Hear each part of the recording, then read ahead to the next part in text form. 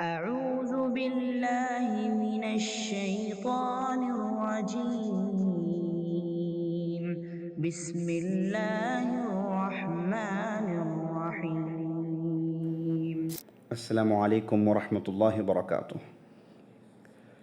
إن الحمد لله نحمده ونستعينه ونستغفره ونعوذ بالله من شرور أنفسنا ومن سيئات أعمالنا. من يهده الله فلا مضل له ومن يضلل فلا هادي له، وأشهد أن لا إله إلا الله وحده لا شريك له، وأشهد أن محمدًا عبده ورسوله.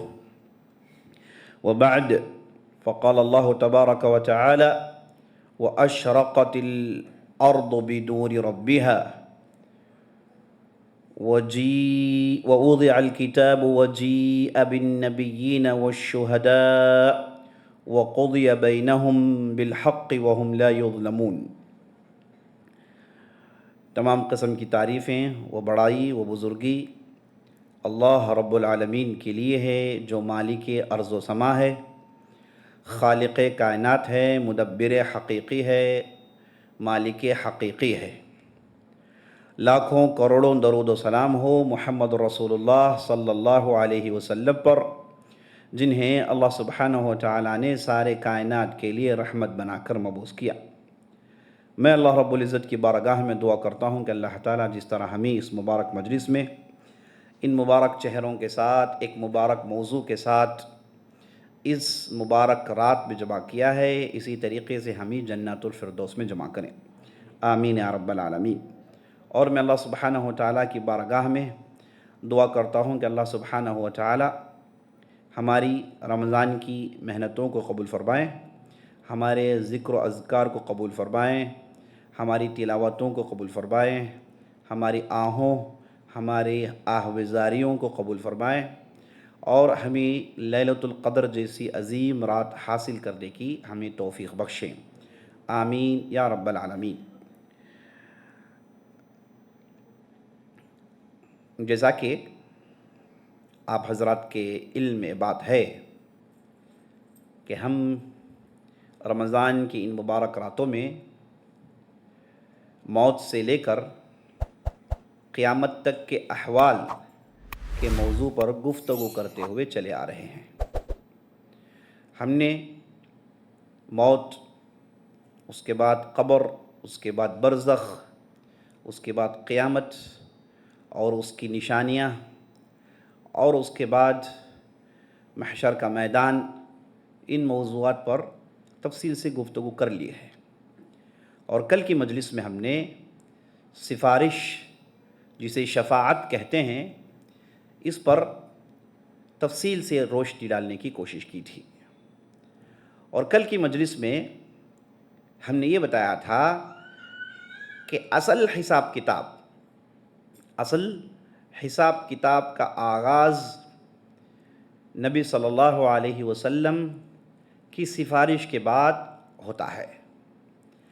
جب لوگ محشر کے میدان میں مختلف قسم کے دقتیں، پریشانیوں کو جھیل رہے ہوں گے، ان سے چھٹکارا پانے کے طلبگار ہوں گے، اور معاملہ ان کا نپٹا نہیں جا رہا ہوگا، اٹکا ہوگا، تو بعض حضرات انہیں سفارش کی یہ بات یاد آئے گی، تو وہ انبیاء علیہم السلام کے پاس پہنچیں گے اور ان سے سفارش کا مطالبہ کریں گے۔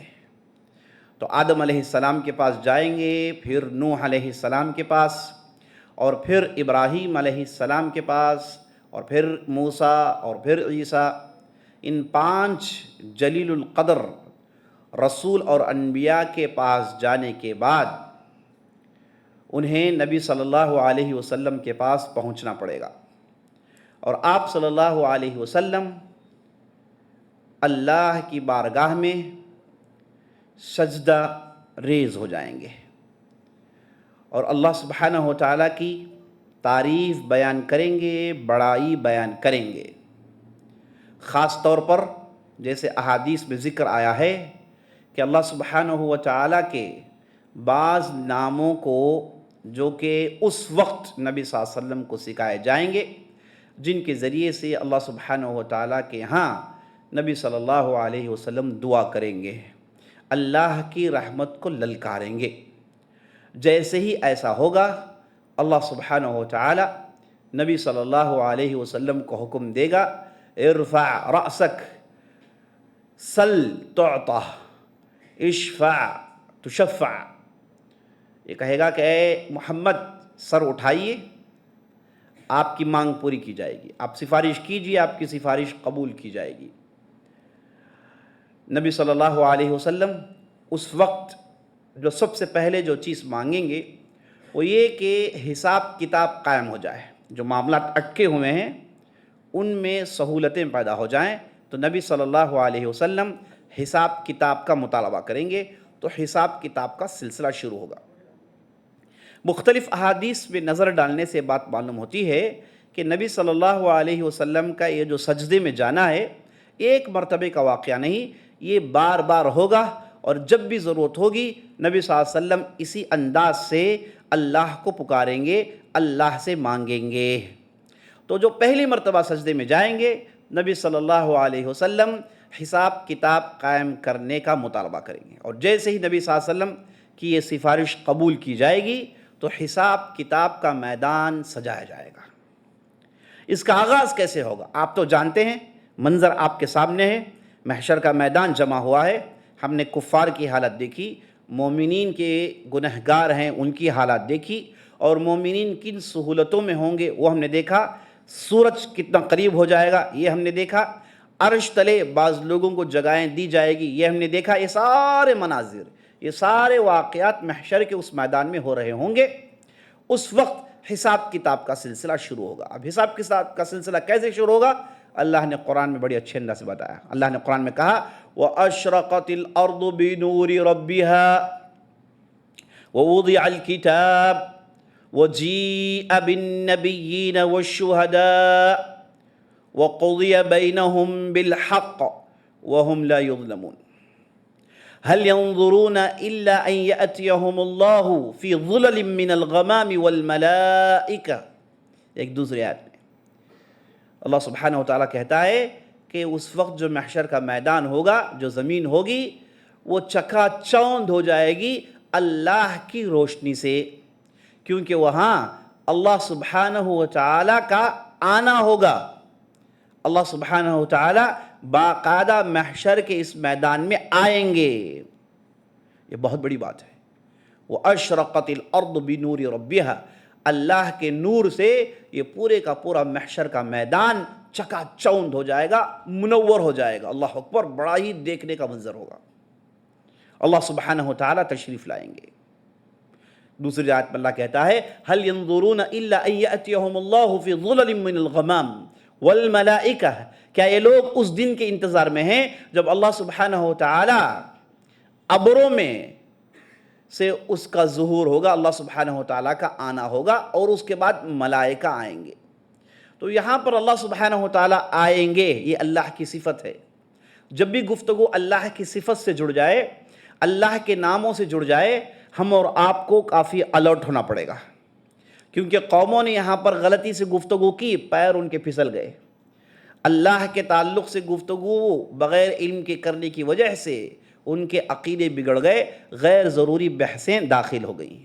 جب بھی بات اللہ کی آئے، اللہ کی ناموں کی آئے، اللہ کی صفات کی آئے، ایک اصول کو یاد رکھنا چاہیے۔ وہ اصول یہ ہے کہ ان کی حقیقتیں اللہ ہی جانتا ہے۔ یہ کیسی ہیں، یہ کیسی ہو سکتی ہیں، اس کی کیفیت کیا ہے، اس تعلق سے زیادہ بال کی کھال نکالنا غلط طریقہ ہے۔ اللہ آئے گا، کیسے آئے گا، اس بارے میں ہم گفتگو نہیں کر سکتے۔ اللہ سبحانہ و تعالیٰ کے دو ہاتھ ہیں، کیسے دو ہاتھ ہیں، کیا یہ ہاتھ انسان؟ نہیں، گفتگو نہیں کریں گے۔ اللہ سبحانہ و تعالیٰ کی آنکھیں ہیں، آنکھیں بس۔ ہمیں اتنا معلوم ہے آنکھیں مخلوقات میں بھی مختلف ہوتی ہیں، جیسے چونٹی کی آنکھ ہے وہ ہاتھی کی آنکھ نہیں ہے کہ نہیں؟ جب اللہ کی مخلوقات میں ایک نام والی چیزیں مختلف شکلیں رکھتی ہیں، نام ایک ہی آنکھ، لیکن ہاتھی کی آنکھ ہے، ویل کا آنکھ ہے، چونٹی کی آنکھ ہے، کتوں کی آنکھ ہے، مختلف، تو نام ایک ہے لیکن حقیقتیں مختلف ہیں۔ بالکل یہی مثال اللہ کے ساتھ ہے۔ جب بھی بات اللہ کی آئے گی آپ ہمیشہ یاد رکھیے اللہ نے خود قرآن میں اصول بیان کیا، لیس کمثلہ شیء وہو السمیع البصیر، اللہ جیسا کوئی نہیں، یہ جان لے اللہ سب کچھ دیکھتا ہے اور سب کچھ سنتا ہے۔ اللہ کی حقیقت ہم جان نہیں سکتے۔ اللہ نے اپنی کتاب میں 99 ناموں کا ذکر کیا اور ڈھیر ساری صفات کا ذکر کیا، ڈھیر ساری اللہ نے اپنے ایٹریبیوٹس کا ذکر کیا۔ تو یہاں پر کبھی بھی ان ایٹریبیوٹس کے بارے میں، ان ناموں کے بارے میں تفصیل اور بال کی کھال نکالنے کی کبھی بھی کوشش نہیں کرنی چاہیے۔ آپ انہیں پڑھیں، ان کا معنی سمجھیں اور کہیں اللہ ہی حقیقت جانتا ہے، یہ ہوگا جیسے اللہ چاہتا ہے۔ تو یہاں اللہ سبحانہ وتعالی تشریف لائیں گے، اللہ کے آنا ہوگا محشر کے میدان میں، اور زمین چکا چوند منور ہو جائے گی، اللہ اکبر۔ اور جیسے ہی ہوگا لوگوں کے ہاتھ میں ان کے اعمال نامے بانٹے جائیں گے۔ وَأُوضِعَ الْكِتَابِ، اللہ کہتا ہے قرآن کے اندر وَأُوضِعَ الْكِتَابِ، کتاب اعمال نامے لوگوں کے پاس تقسیم کیے جائیں گے۔ جو نیکوکار ہوں گے وَأَمَّا الَّذِينَ آمَنُوا، جو لوگ نیکوکار ہوں گے ان کے اعمال نامے ان کے سیدھے ہاتھ میں دیے جائیں گے، اور جو بدکار ہوں گے ان کے اعمال نامے ان کے الٹے ہاتھ میں دیے جائیں گے۔ اور جو بدکار ہوں گے ان کے لیے ایک سیناریو یہ بھی ہوگا کہ ان کے یہ الٹے ہاتھ ان کے پیٹھ میں ہوں گے اور انہیں ان کے اعمال نامے پیٹھ کے پیچھے سے دیے جائیں گے۔ اہل علم نے کہا یہ قسم کی ذلت ہے ان لوگوں کے لیے جو انہیں اعمال نامے دینے کے وقت بتا دیا جائے گا کہ بھائی تمہارے ساتھ ذلت کا سلوک کیا جانے والا ہے۔ تو وہ لوگوں کے اعمال نامے دیے جائیں گے اور لوگ ان کے اعمال نامے دیکھنا شروع کریں گے، پڑھنا شروع کریں گے۔ اس طریقے سے حساب کتاب کا آغاز ہوگا جی ساتھیو۔ اب یہاں پر نبی صلی اللہ علیہ وسلم نے مختلف احادیث میں حساب کتاب کے بارے میں تفصیل سے گفتگو کی ہے۔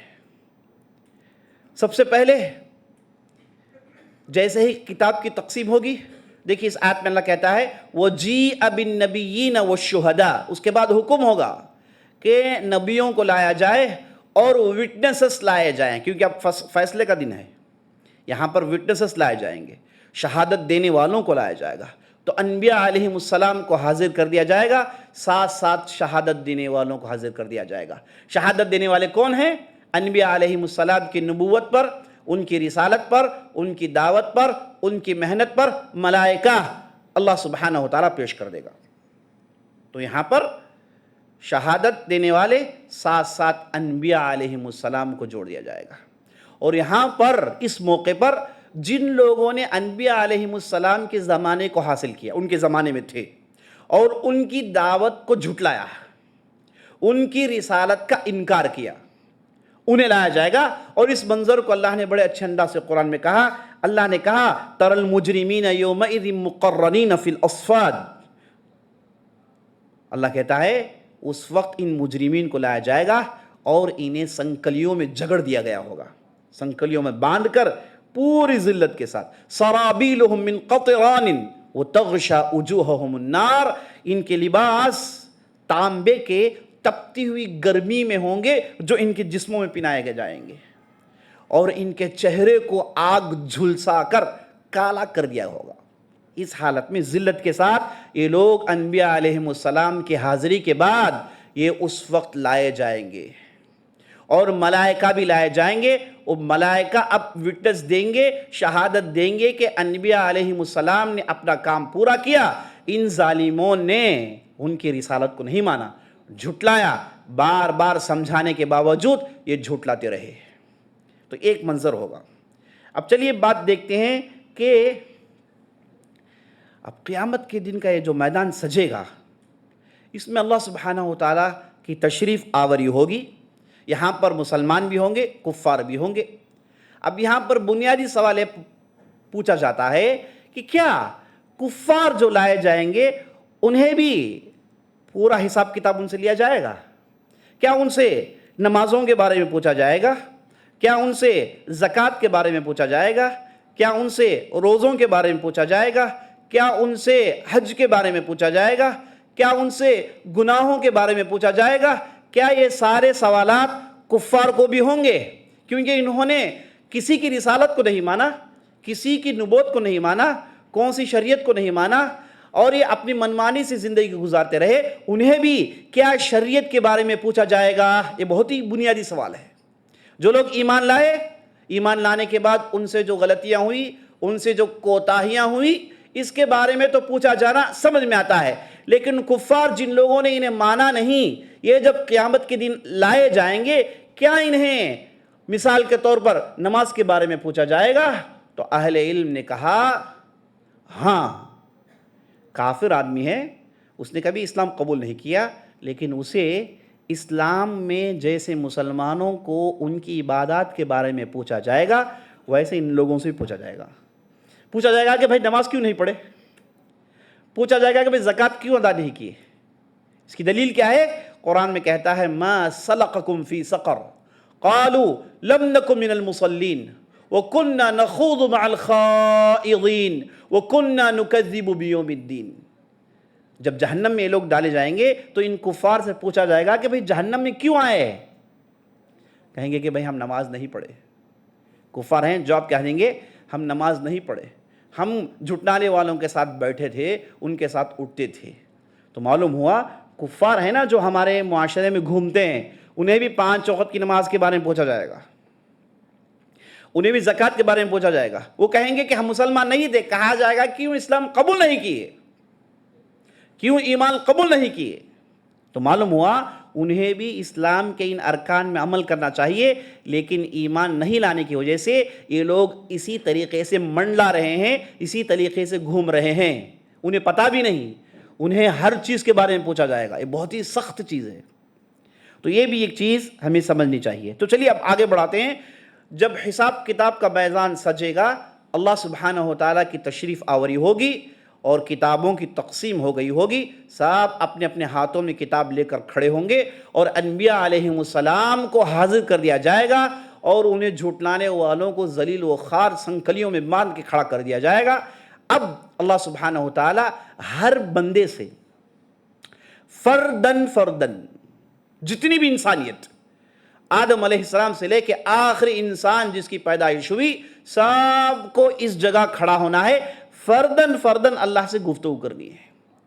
اور اللہ سبحانہ و تعالیٰ اس دن کس بنیاد پر حساب کتاب کا ایک کام چلائے گا؟ حساب کتاب کیسے ہوگا؟ تو اہل علم نے کہا کہ حساب کتاب کی بنیاد آخرت میں انصاف پر ہوگی۔ آخرت میں انصاف پر ہوگی۔ کیا مطلب انصاف پر ہوگی؟ یعنی آخرت میں کفار کے ساتھ کوئی رحمت کا سلوک نہیں کیا جائے گا، کوئی رحم و کرم کا سلوک نہیں، صرف انصاف ہے۔ دنیا میں اللہ سبحانہ و تعالیٰ اس کی رحمت سب پر چھائی ہوئی ہے کہ نہیں؟ کافر ہو، منافق ہو، یہود ہو، نصارہ ہو، سب پر اس کی رحمت ہے، سب پر اس کی رحمت ہے، سب جی رہے ہیں، کھا رہے ہیں، پی رہے ہیں، سب کچھ چل رہا ہے۔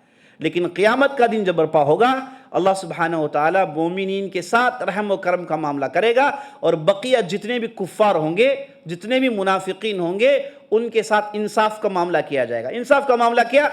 دیکھا جائے گا کہ بھائی ان کے پاس کیا اعمال ہیں اور ان کے پاس کیا اعمال نہیں، ان اعمال کو دیکھ کر ان کے ساتھ فیصلہ ہوگا۔ تو پہلا نقطہ، حساب کتاب کے میدان کو اللہ سبحانہ و تعالیٰ سجائے گا انصاف کی بنیاد پر۔ اسی لیے اللہ نے قرآن میں کہا فَمَن يَعْمَلْ مِثْقَالَ ذَرَّةٍ خَيْرًا يَرَهُ وَمَن يَعْمَلْ مِثْقَالَ ذَرَّةٍ شَرًّا يَرَهُ۔ جس کسی نے بھی اچھائی ایک رائے کے دانے کے برابر بھی کی ہو تو وہ اس کا بدلہ پائے گا۔ اگر جس کسی نے رائے کے دانے کے برابر بھی برائی کی ہو، اسے جھیلنا پڑے گا۔ اور جا وجہ اللہ نے قرآن میں کہا لا یظلمون فتیلا لا یظلمون نقیرا۔ انہیں کھجور کے بینجی میں ایک چھوٹا جو تاگا ہوتا ہے، اس کے برابر بھی کسی پر بھی ظلم کیا نہیں جائے گا، اس کے برابر بھی کس پر بھی ظلم نہیں کیا جائے گا۔ اس دن صرف انصاف کا پیمانہ چلے گا، اسی لیے اسے کہتے ہیں قیامت کے دام میں یوم الدین، انصاف قائم کیا جانے والا۔ اور حساب کتاب میں دوسرے کے بوجھ کو ایک دوسرے پر نہیں ڈالا جائے گا۔ لا تزر وازرۃ وزر اخری، یہ اصول ہے۔ کسی کو بلا کر کسی دوسرے کے بارے میں نہیں پوچھا جائے گا۔ آپ کو بلا کر یہ نہیں پوچھا جائے گا کہ آپ کے والد کیوں نماز نہیں پڑھتے تھے۔ آپ کو بلا کر یہ نہیں پوچھا جائے گا کہ آپ کا لڑکا کیوں نماز نہیں پڑھتا تھا۔ جو آدمی جو عمل کیا ہے وہ لے کر اس دن کھڑا ہوگا۔ ایک نفس دوسرے نفس کے بوجھ کو برداشت نہیں کرے گا۔ اس اصول پر قیامت کے دن حساب کتاب کا میدان سجایا جائے گا۔ لیکن بعض آیتوں میں اللہ نے کہا وَلَنَحْمِلَنَّ أَثْقَالَهُمْ وَأَثْقَالًا مَعَ أَثْقَالِهِمْ، بعض لوگ آئیں گے انہیں ہم بوجھ ڈالیں گے اور دوسروں کا بوجھ بھی ان پر ڈالیں گے۔ تو اہل علم نے اس آیت کی تفسیر میں کہا یہ وہ لوگ ہیں جو برائی کرتے تھے اور دوسروں کو برائی کی دعوت دیتے تھے۔ تو جن کو انہوں نے برائی کی طرف بلایا وہ جو بھی برائی کریں گے وہ برائی ان کے کھاتے میں بھی چڑھے گی۔ جن لوگوں نے اچھائی کی طرف بلایا ہوگا، جتنے بھی لوگوں نے ان کے بلانے کو سن کر اچھائی پر عمل کیا ہوگا، ان کے نیکیوں کو ان کے کھاتے میں چڑھایا جائے گا۔ یہ ہوگا انہوں نے بلایا، انہوں نے اچھائی کی، ان کے کھاتے میں نیکی چڑھ گئی۔ یہ صاحب نے برائی کی طرف بلایا، یہ برائی ان کے کھاتے میں چڑھ گئی۔ اب یہ ان کی دعوت کی وجہ سے ہوا نا، تو اس لیے وہ نیکیاں بھی وہ غلطیاں بھی ان کے اکاؤنٹ میں چڑھیں گی۔ لیکن کوئی آدمی، اس آدمی سے کوئی تعلق نہیں، اس کے اعمال کو اٹھا کے اس کے بوجھ میں نہیں ڈالا جائے گا۔ یہ اصول کو قیامت کے دن اپنایا جائے گا، جسے سمجھنا چاہیے۔ اور تیسرا اصول جس پر قیامت کے میدان کو سجایا جائے گا وہ یہ ہے کہ بندے کو پورا علم دیا جائے گا۔ بھائی اس نے زمین میں کیا کمایا، کتنے نیکیاں ہیں، کتنی برائیاں ہیں، یہ پوری چیز بتائی جائے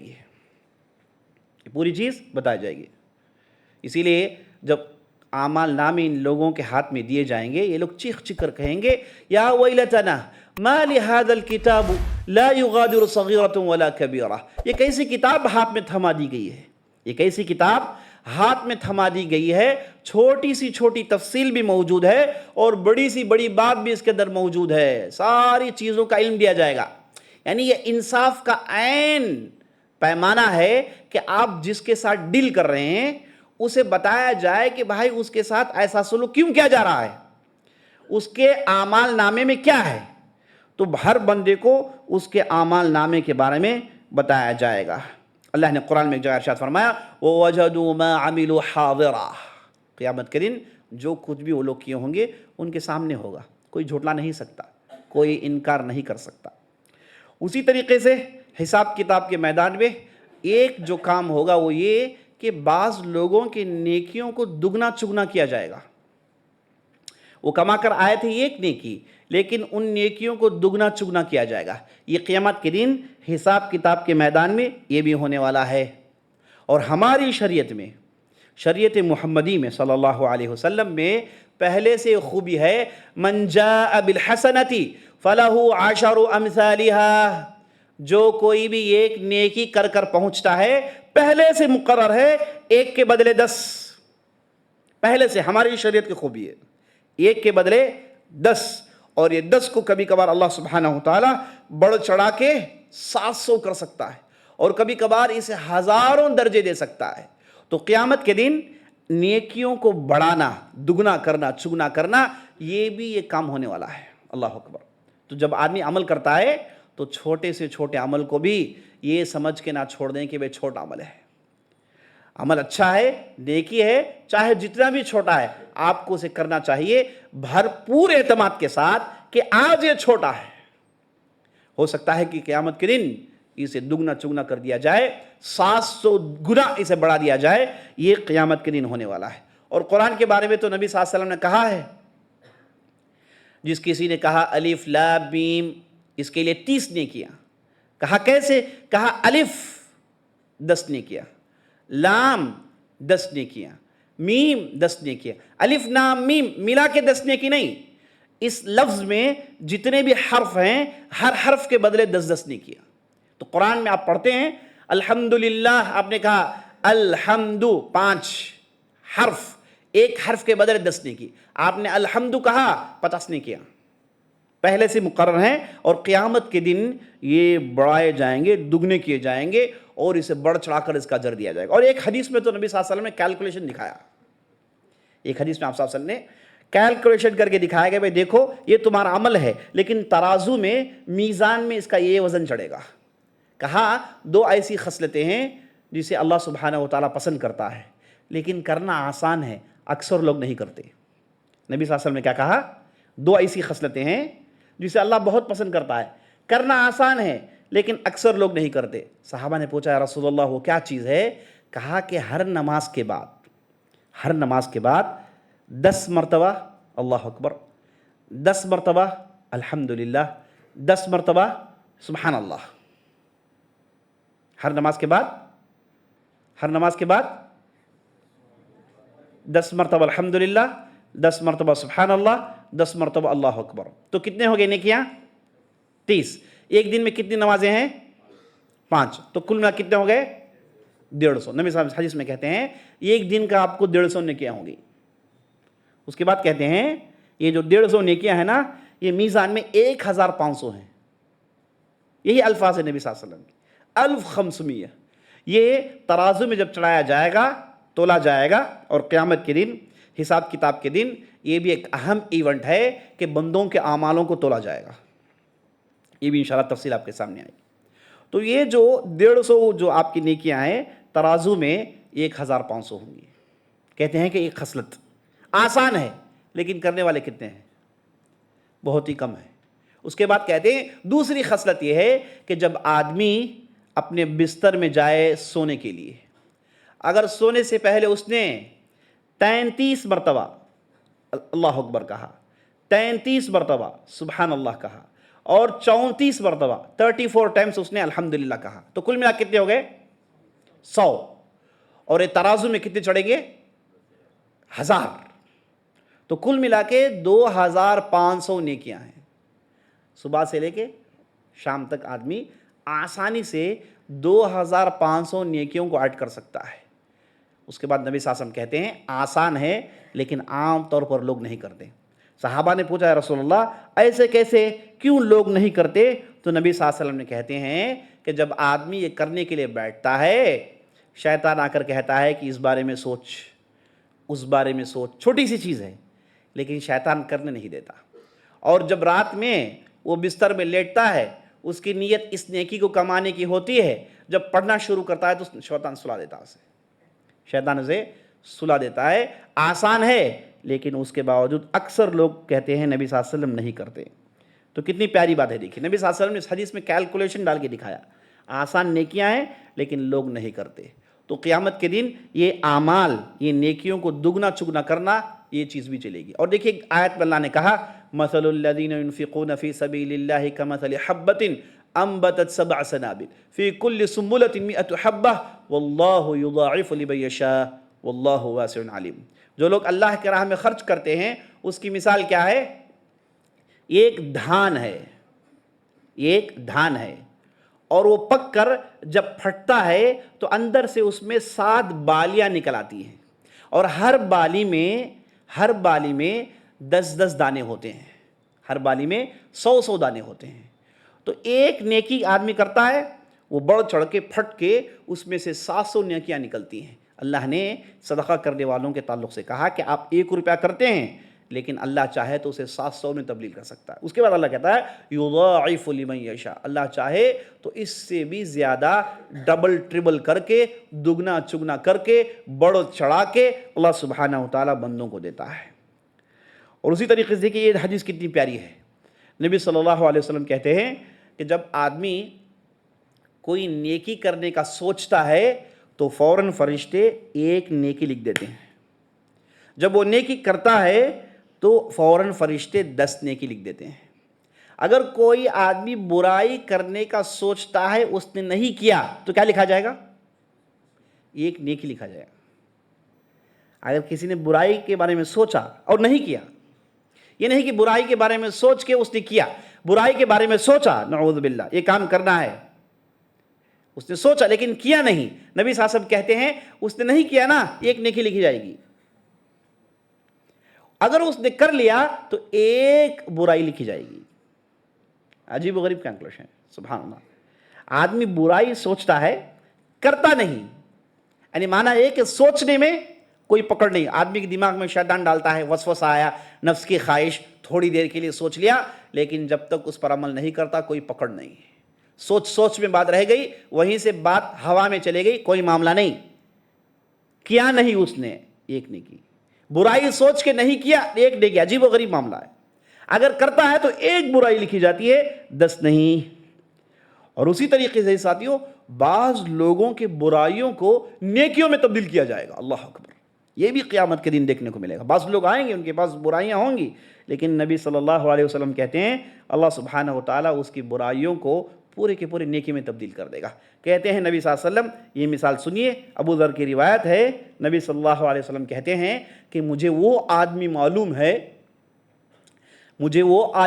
ہے جو جہنم سے آخری میں نکالا جائے گا۔ مجھے وہ آدمی معلوم ہے جو جہنم سے آخری میں نکالا جائے گا اور جنت میں آخری میں داخل کیا جائے گا۔ ہوگا یہ کہ اس آدمی کو اللہ سبحانہ و تعالیٰ کے سامنے لایا جائے گا، اور اللہ سبحانہ و تعالیٰ اس آدمی کے غلطیوں کو گنے گا، کہے گا کہ تو نے فلان دن فلان رات تیری یہ غلطیاں تھیں، تیری یہ غلطیاں تھیں، تیری یہ غلطیاں تھیں۔ تو جب وہ ان غلطیوں کو دیکھ کر انکار نہیں کر پائے گا، وہ چپ چاپ خاموش رہ جائے گا، انکار نہیں کر سکتا، کیونکہ ثبوت دیا جائے گا ادھر۔ اور ثبوت میں تو ہم جانتے ہیں، ثبوت میں نہ کہ صرف اعمال نامے، ثبوت میں اس کی چمڑی گفتگو کرتی ہے، ثبوت میں اس کی ہڈیاں گفتگو کرتی ہیں، ثبوت میں اس کے ہاتھ پیر اس کے خلاف شہادت دیتے ہیں، یہ ہم نے دیکھ لیا۔ تو اتنے ثبوت اس کے سامنے آئیں گے کہ وہ انکار نہیں کر پائے گا، خاموشی سے رہے گا، اور اس بندے کے دل میں یہ ڈر ہوگا کہ جو گناہوں کو بتایا گیا یہ کچھ بھی نہیں، اس سے میں نے بدترین کام کیا ہے، کہیں وہ فہرست میں نہ جائے، یہ وہ سوچ رہا ہوگا۔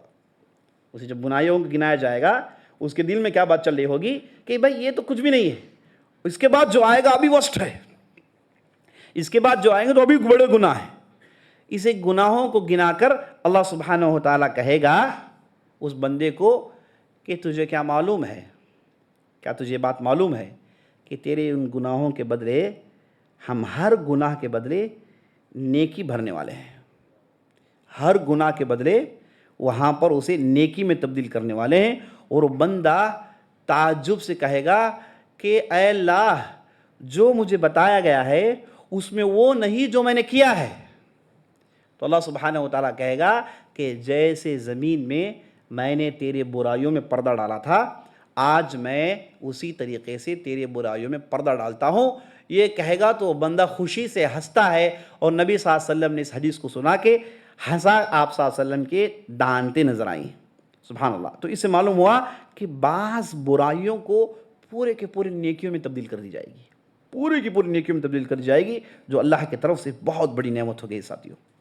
اور حساب کتاب کے میدان میں جن اصول پر حساب کتاب لیا جائے گا اس میں وٹنسز ہوں گے، ہر چیز کے لیے ثبوت ہوگا۔ کسی کو سزا دینا ہے، ثبوت، فرشتے لائے جائیں گے، ان کے رسولوں کو لایا جائے گا، ان کے نبیوں کو لایا جائے گا۔ اگر یہ سب نہیں چلتا، اس نے انکار کیا، تو اس کا جسم اس کے خلاف گواہی دے گا۔ یہ اوپر تفصیل ہمیں دیکھ لیا، یعنی ثبوت کے بنیاد پر کام ہوگا، سبحان اللہ۔ اگر اللہ چاہے، جسے چاہے آگ میں ڈالے، جسے چاہے جنت میں ڈالے، سب کا خالق وہ ہے، اس نے بنایا ہے کہ نہیں؟ اس نے پیدا کیا ہے بھائی، لیکن ایک انصاف پر قربان جائیں، اللہ اکبر، کیسا عجیب و غریب انصاف ہے۔ اپنے بندوں کے ساتھ انصاف کیا جا رہا ہے، اور وہ انصاف کس بنیاد پر؟ شہادتوں کو لایا جاتا ہے، پروفز لایا جاتا ہے، ہر غلطی کے ساتھ اسے پروف دیا جائے گا، ہر غلطی کے ساتھ اسے وٹنس دیا جائے گا، اور اسے غلطی بھی ہو تو اسے اطمینان کروایا جائے گا، سفیشینٹ کروایا جائے گا، بھائی ہاں یہ غلطی میری ہے، اور اسے آخرکار اس برائیوں کے بدلے سزا قبول کرنے کے لیے اس کا دل تیار ہو جائے گا۔ ایک روایت میں آتا ہے کہ اللہ سبحانہ و تعالیٰ اس سے پہلے والے جو قومیں گزری ہیں ان میں سے بعض لوگوں کو لائے گا، اور لا کر ان سے پوچھے گا کہ تم لوگوں نے ایسا کیوں نہیں کیا؟ وہ لوگ کہیں گے کہ ہمیں معلوم نہیں۔ اللہ کہے گا کہ کیا رسول نہیں آئے؟ کیا تمہارے پاس رسول نہیں آئے؟ فلاں رسول آئے تھے، فلاں نبی آئے تھے۔ وہ لوگ کہیں گے کہ ما اتانا من نذیر، ہمارے پاس کوئی رسول نہیں آیا، کوئی ڈرانے والا نہیں آیا۔ اتنے میں ان کی اس قوم کے رسول کو لایا جائے گا اور انہیں کھڑایا جائے گا اور اس رسول سے پوچھا جائے گا کہ دیکھو تمہاری قوم کہتی ہے کہ پیغام پہنچا ہی نہیں، تمہاری قوم کہتی ہے پیغام پہنچا ہی نہیں. تو اس وقت پتہ ہے وہ رسول کیا کہیں گے؟ وہ رسول کہیں گے کہ میرے رسالت پر گواہی دینے کے لیے میں محمد صلی اللہ علیہ وسلم کو بلا رہا ہوں، محمد صلی اللہ علیہ وسلم کی امت کو بلا رہا ہوں. تو ہماری جو امت ہوگی، اسی لیے اللہ نے کہا کذالک جعلناکم امۃ وسطا. امت وسط سے مراد کیا ہے؟ جب یہ قومیں انکار کریں گی رسولوں کا، ہماری قوم جائیں گی، جا کر کہیں گی کہ رسولوں نے جو کیا، جو کہا سچ کہا ہے، یہ لوگ جھوٹ بول رہے ہیں، یہ جو بول رہے ہیں جھوٹ بول رہے ہیں. نبی صلی اللہ علیہ وسلم اور نبی صلی اللہ علیہ وسلم کی امت جا کر گواہی دے گی ان رسولوں کے لیے. اللہ اکبر. یہ بھی آپ قیامت کے دن دیکھنے والے ہیں. اسی طریقے سے ساتھیوں بات آگے بڑھائیے. اسی طریقے سے قرآن میں اللہ نے کہا یومئذ تحدث اخبارہ، جب زمین میں زلزلہ آئے گا زمین اپنا پورا خبر سنائے گی. تو نبی صلی اللہ علیہ وسلم نے کہا اپنا پورا خبر سنانے سے مراد یہ کہ ہر بندہ کہاں تھا، اس نے زمین میں کس جگہ غلطی کی اور کس جگہ اس نے نیکی کی، ہر جگہ کے ساتھ یہ زمین گواہی دے گی. یہ جو زمین ہے جس میں زلزلے آتے ہیں اور قیامت کے قریب یہ زمین پھٹتی ہے، یہ زمین ہر بندے اس کی جگہ کے ساتھ گواہی دے گی کہ فلاں نے فلاں رات فلاں جگہ فلاں غلطی کی، فلاں نے فلاں رات فلاں جگہ یہ نیکی کی. نیکیوں کے ساتھ برائیوں کے ساتھ ثبوت یہ زمین دے گی عزیز ساتھیوں، جو کہ بہت بڑا بھیانک منظر ہوگا دیکھنے کے لیے. اب بات آگے بڑھائیے. جب حساب کتاب ہوگا تو آپ نے بعض چیزوں کو سنا، اور حساب کتاب میں کن چیزوں کے بارے میں زیادہ پوچھا جائے گا یہ بھی تفصیل نبی صلی اللہ علیہ وسلم بتائی. کن چیزوں کے بارے میں پوچھا جائے گا؟ سب سے پہلے جس چیز کے بارے میں پوچھا جائے گا کافروں کو، مشرکون کو، این شرکاؤکم الذی کنتم تزعمون. اللہ پوچھے گا کہ بھائی میرے علاوہ تم لوگوں نے جن جن کی اتباع کی، جن جن کی عبادت کی، وہ آج کہاں ہیں؟ لے آؤ انہیں. میرے ساتھ جن لوگوں کو تم نے شریک ٹھہرایا ہے انہیں لے آؤ. اب لوگ تھرا کر دیکھیں گے. اس موقع پر عیسائی آئیں گے اور عیسیٰ علیہ السلام کو اللہ لے آئے گا، اور عیسیٰ علیہ السلام سے اللہ پوچھے گا اَأَنْتَ قُلْتَ لِلنَّاسِ اتَّخِذُونِي وَأُمِّيَ إِلَٰهَيْنِ مِن دُونِ اللَّهِ. عیسیٰ سے پوچھے گا عیسیٰ کیا تو نے تیری قوم سے کہا تھا کہ تجھے اور تیری ماں کو خدا بنا لیں؟ کیا تو نے کہا تھا؟ عیسیٰ علیہ السلام تھرا کر کہیں گے سبحانک ما یکون لی ان اقول ما لیس لی بحق ان کنت قلته فقد علمته تعلم ما فی نفسی ولا اعلم ما فی نفسک. عیسیٰ علیہ السلام کہیں گے کہ یہ تو اللہ اے تو پاک ہے، یہ کیسے مجھے زیبا دے سکتا ہے؟ یہ میرے لیے کیسے ممکن ہوگا کہ میں لوگوں کو میری عبادت کے لیے بلاؤں؟ اے اللہ حقیقت کیا ہے تو جانتا ہے، میرے دل میں جو بات ہے تو جانتا ہے، اور تو جو جانتا ہے میں اسے نہیں جانتا. اے اللہ میں نے انہیں وہی کہا جس کا تو نے حکم دیا، میں نے انہیں تیری عبادت کی طرف بلایا، میں نے کبھی بھی انہیں میری عبادت کی طرف نہیں بلایا. تو عیسیٰ علیہ السلام آئیں گے، ان کے قوم کے خلاف شہادت دیں گے. تو اس طریقے سے کہا جائے گا کہ بھجاؤ جن لوگوں کے سامنے تم سجدے ٹھوکتے تھے، جن لوگوں کو تم مدد کے لیے بلاتے تھے، انہیں لے کر آؤ. اب ہماری قوم جائے گی، پتہ نہیں کن کن حضرتوں کو لے کر آئے گی. ان حضرتوں کو لایا جائے گا، ان حضرتوں سے پوچھا جائے گا کہ بھائی تم نے ان لوگوں سے کہا تھا کہ میرے سجدے کرو، میرا طواف کرو، مجھ سے مانگو، میرے اوپر چڑھاوے چڑھاؤ، فلاں فلاں کام کرو، فلاں فلاں حرکتیں کرو، کیا تم نے کہا تھا؟ تو یہ لوگ کیا کہیں گے؟ ان میں سے جو نیک ہوں گے کہیں گے کہ بھائی ان لوگوں سے اور ہمارا کوئی تعلق نہیں ہے. ان لوگوں نے ہمارے نام سے جو جو بھی جشن منائی، جو جو بھی فیسٹیولز منایا ہے، جو جو بھی حرکتیں کی ہیں، ان حرکتوں سے ہمارا کوئی تعلق نہیں، کوئی تعلق نہیں. تو یہ لوگ ان حضرتوں کے نام سے، ان بڑوں کے نام سے جو بھی حرکتیں ہمارے معاشرے میں کرتے ہیں، انہیں جان لینا چاہیے قیامت کے دن یہ آئیں گے، ان کے خلاف گواہی دیں گے. جیسے عیسیٰ علیہ السلام آ کے عیسائیوں کے خلاف گواہی دیں گے. ان لوگوں نے جن جن لوگوں کو اپنے شرک کے لیے استعمال کیا، اپنے بدعت کے لیے استعمال کیا، یہ سب آئیں گے اور ان کے خلاف گواہی دیں گے۔ تو قیامت کے دن یہ اہم سوال پوچھا جائے گا کہ بھائی شرک اور کفر تم لوگوں نے کیا، کن کن لوگوں کو بنیاد بنا کر کیا، کن کن لوگوں کے سامنے تم نے سجدے ٹھونکے، کن کن لوگوں کو ضرورت کے وقت بلایا، انہیں سمجھا کہ وہ مشکل کشا ہیں، انہیں سمجھا کہ وہ اللہ کے برابر ہیں۔ سب کو جمع کیا جائے گا اور سب سے حساب کتاب لیا جائے گا۔ اور جو سوالات پوچھے جائیں گے ان میں سے یہ ہے، نبی صلی اللہ علیہ وسلم حدیث میں ارشاد فرماتے ہیں کہ دنیا میں آپ رہے، آپ نے کیا عمل کیا؟ دوسرا سوال، نبی صلی اللہ علیہ وسلم حدیث میں ارشاد فرماتے ہیں لا تزول قدم عبد حتی یسأل عن اربعہ۔ نبی صلی اللہ علیہ وسلم کہتے ہیں قیامت کے دن بندے کے پیر ہلیں گے نہیں جب تک کہ وہ 4 چیزوں کے سوالات کے بارے میں جوابات نہ دے دیں۔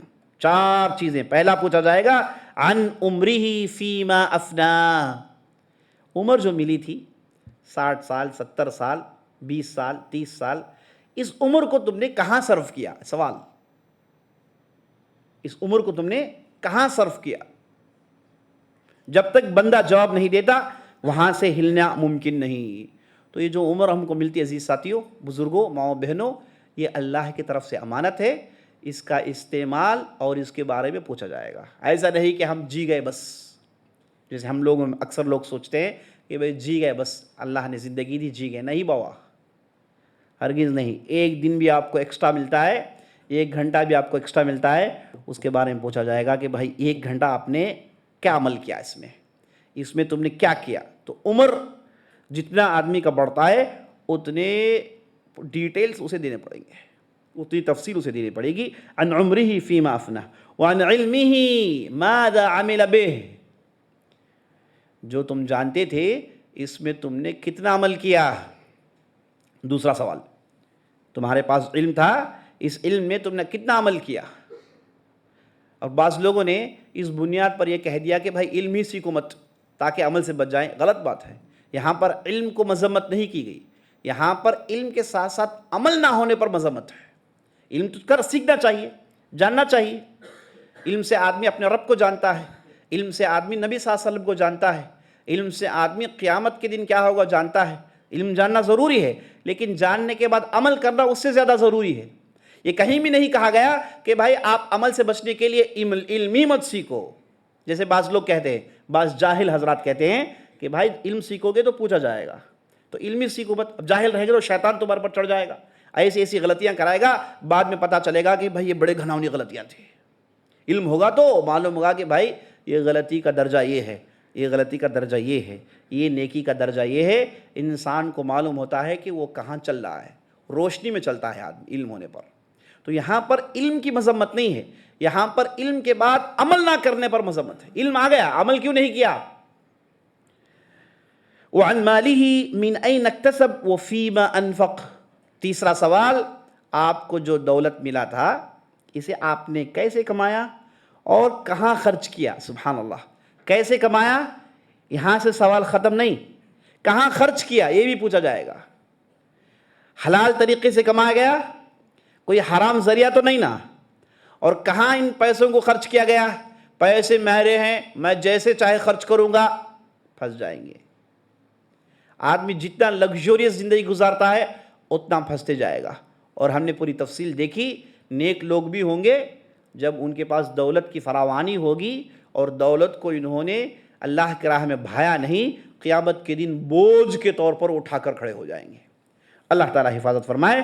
تو مال کے تعلق سے 2 سوالات جڑے ہوئے کہ کہاں سے کمایا اور کہاں خرچ کیا۔ اللہ اکبر۔ آخری سوال، وعن جسمہ فیما ابلاہ، یہ اللہ نے جو جسم دیا ہے اس کی طاقتوں کو کہاں خرچ کیا؟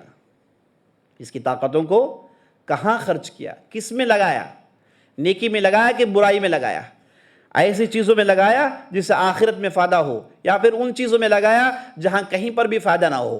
تو دیکھیے عزیز ساتھیوں، مال کے بارے میں، جسم کے بارے میں، عمر کے بارے میں، علم کے بارے میں، ان سوالات کے جوابات جب تک بندہ نہیں دیتا معاملہ آگے نہیں بڑھے گا، یہی کھڑا رہے گا۔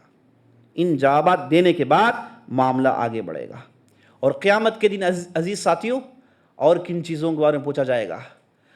ہر راحت، ہر چین، ہر سکون، ہر نعمت کے بارے میں پوچھا جائے گا. لَتُسْأَلُنَّ يَوْمَئِذٍ عَنِ النَّعِيمِ. ہر چین، ہر سکون، ہر راحت، ہر چیز کے بارے میں پوچھا جائے گا. انسان کو جو راحت ملتی ہے یہ نہ سمجھیں کہ بس یہ ایسے ہی دے دیا گیا ہے، نہیں، اس کے بارے میں پوچھا جائے گا.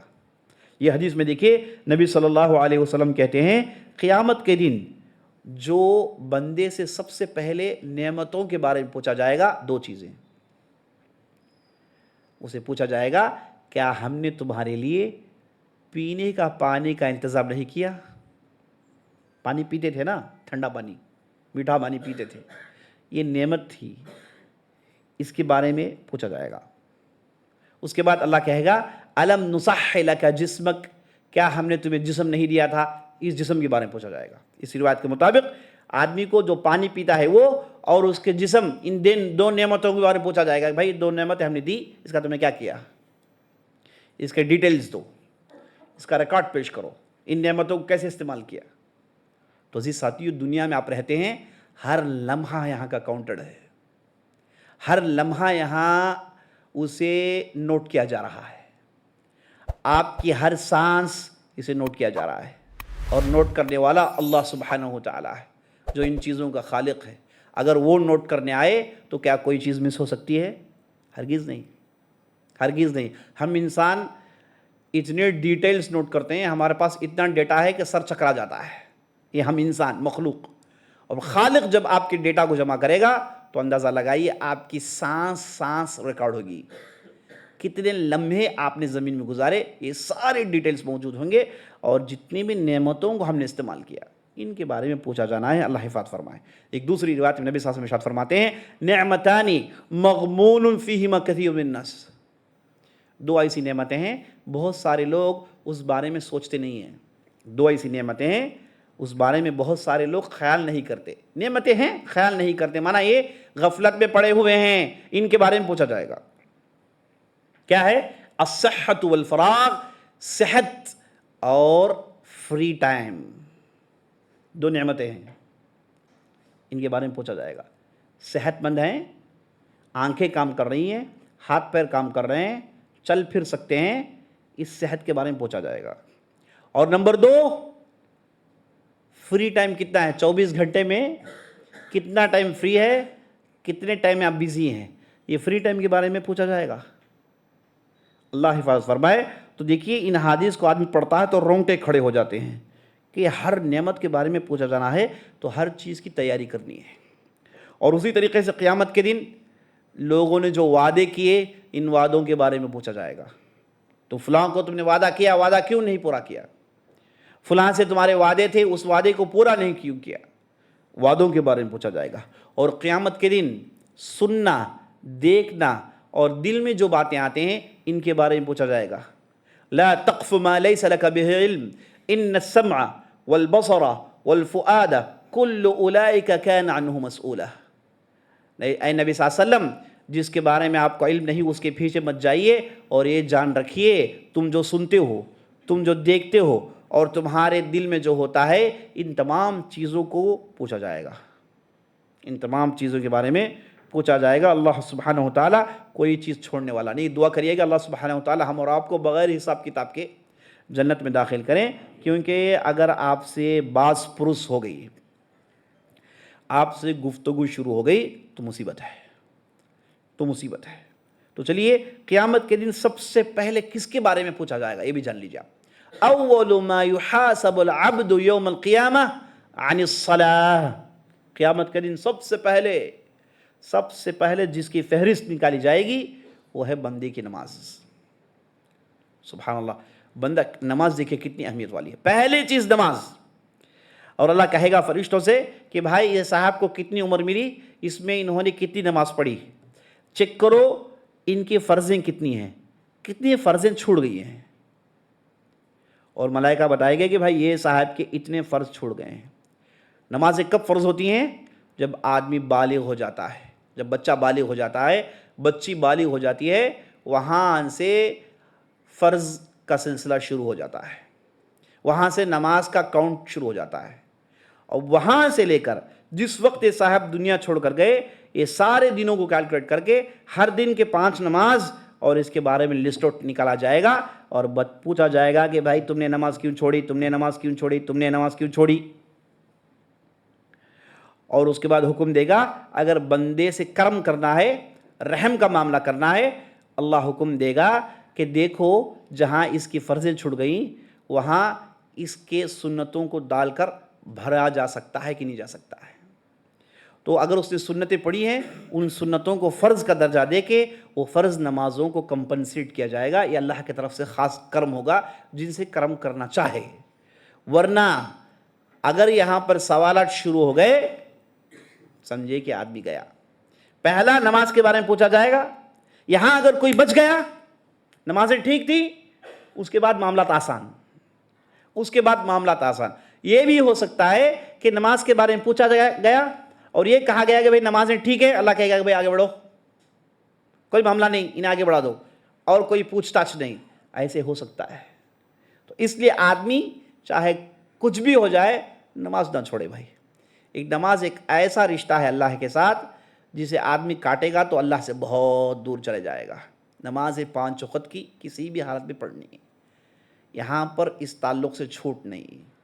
ارے بھائی لڑائی کے میدان میں، جہاد کے میدان میں آدمی تھوڑی بھی غفلت کرے گا سر اس کا اڑ جائے گا. اس میدان میں بھی نماز پڑھنی ہے جسے صلاۃ الخوف کہتے ہیں. ایک خاص قسم کی نماز ہے جو جہاد کے میدان میں، لڑائی کے میدان میں پڑھنی ہے. تب یہاں لڑائی کے میدان میں بھی نماز کے بارے میں پوچھا جائے گا تو اندازہ لگائیے کہ آپ عام زندگی جو گزارتے ہیں یہاں پر کیوں نہیں پوچھا جائے گا.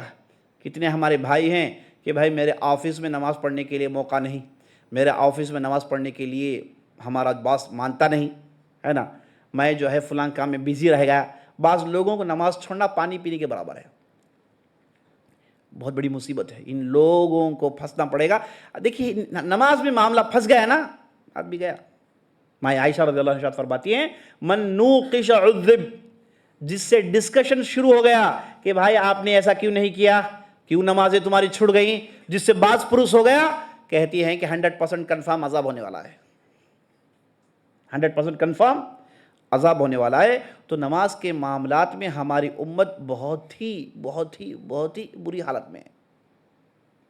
کیا آپ کو نہیں دکھتا کہ رمضان کا مہینہ آیا کھچا کھچ مسجدیں بھر گئی؟ کہاں سے نکل آئے لوگ؟ اچانک سے نماز کیا ہے، وہ بھی رمضان کے شروع کے دن 3-4 دن، اس کے بعد پھر غائب لوگ، پھر آج آئے ہوں گے اور اس کے بعد پھر آئندہ سال کا انتظار کریے آپ. اگر کسی کو توفیق ہو تو جمعے کی نماز پڑھتے ہیں. بھائی یہ لوگ اتنی بڑی تعداد میں آتے کہاں سے ہیں اور یہ لوگ تھے کہاں اتنے دن؟ عام نمازوں میں کیوں نہیں آتے؟ یہ اچانک مسلمان ہو گئے یا پھر اچانک قبروں سے نکل آ گئے؟ کہاں سے آئے؟ یہ وہی مسلمان ہیں جو رہتے ہیں، جو نماز نہیں پڑھتے. نماز پڑھنا یہ لوگ سمجھتے ہیں کہ کسی پر احسان کرنے کے برابر ہے. یہ لوگ سمجھتے ہیں کہ نماز پڑھے گی تو نیکی ملے گی، نہیں پڑھے گی تو کوئی معاملہ نہیں پڑھا تو آدمی کافر ہے. نہیں پڑھا تو آدمی کے بارے میں اہل علم نے کہا کہ یہ مر گیا تو مسلمان قبرستان میں اسے دفنانا نہیں چاہیے، اسے قبر میں اتارنا نہیں چاہیے، اس کی نعش کو ایسے ہی چھوڑ دینا چاہیے، کتے بلی قتل کر کھائیں کیونکہ یہ مسلمان نہیں ہے. بڑے سنگین الفاظ اہل علم نے لکھا ہے.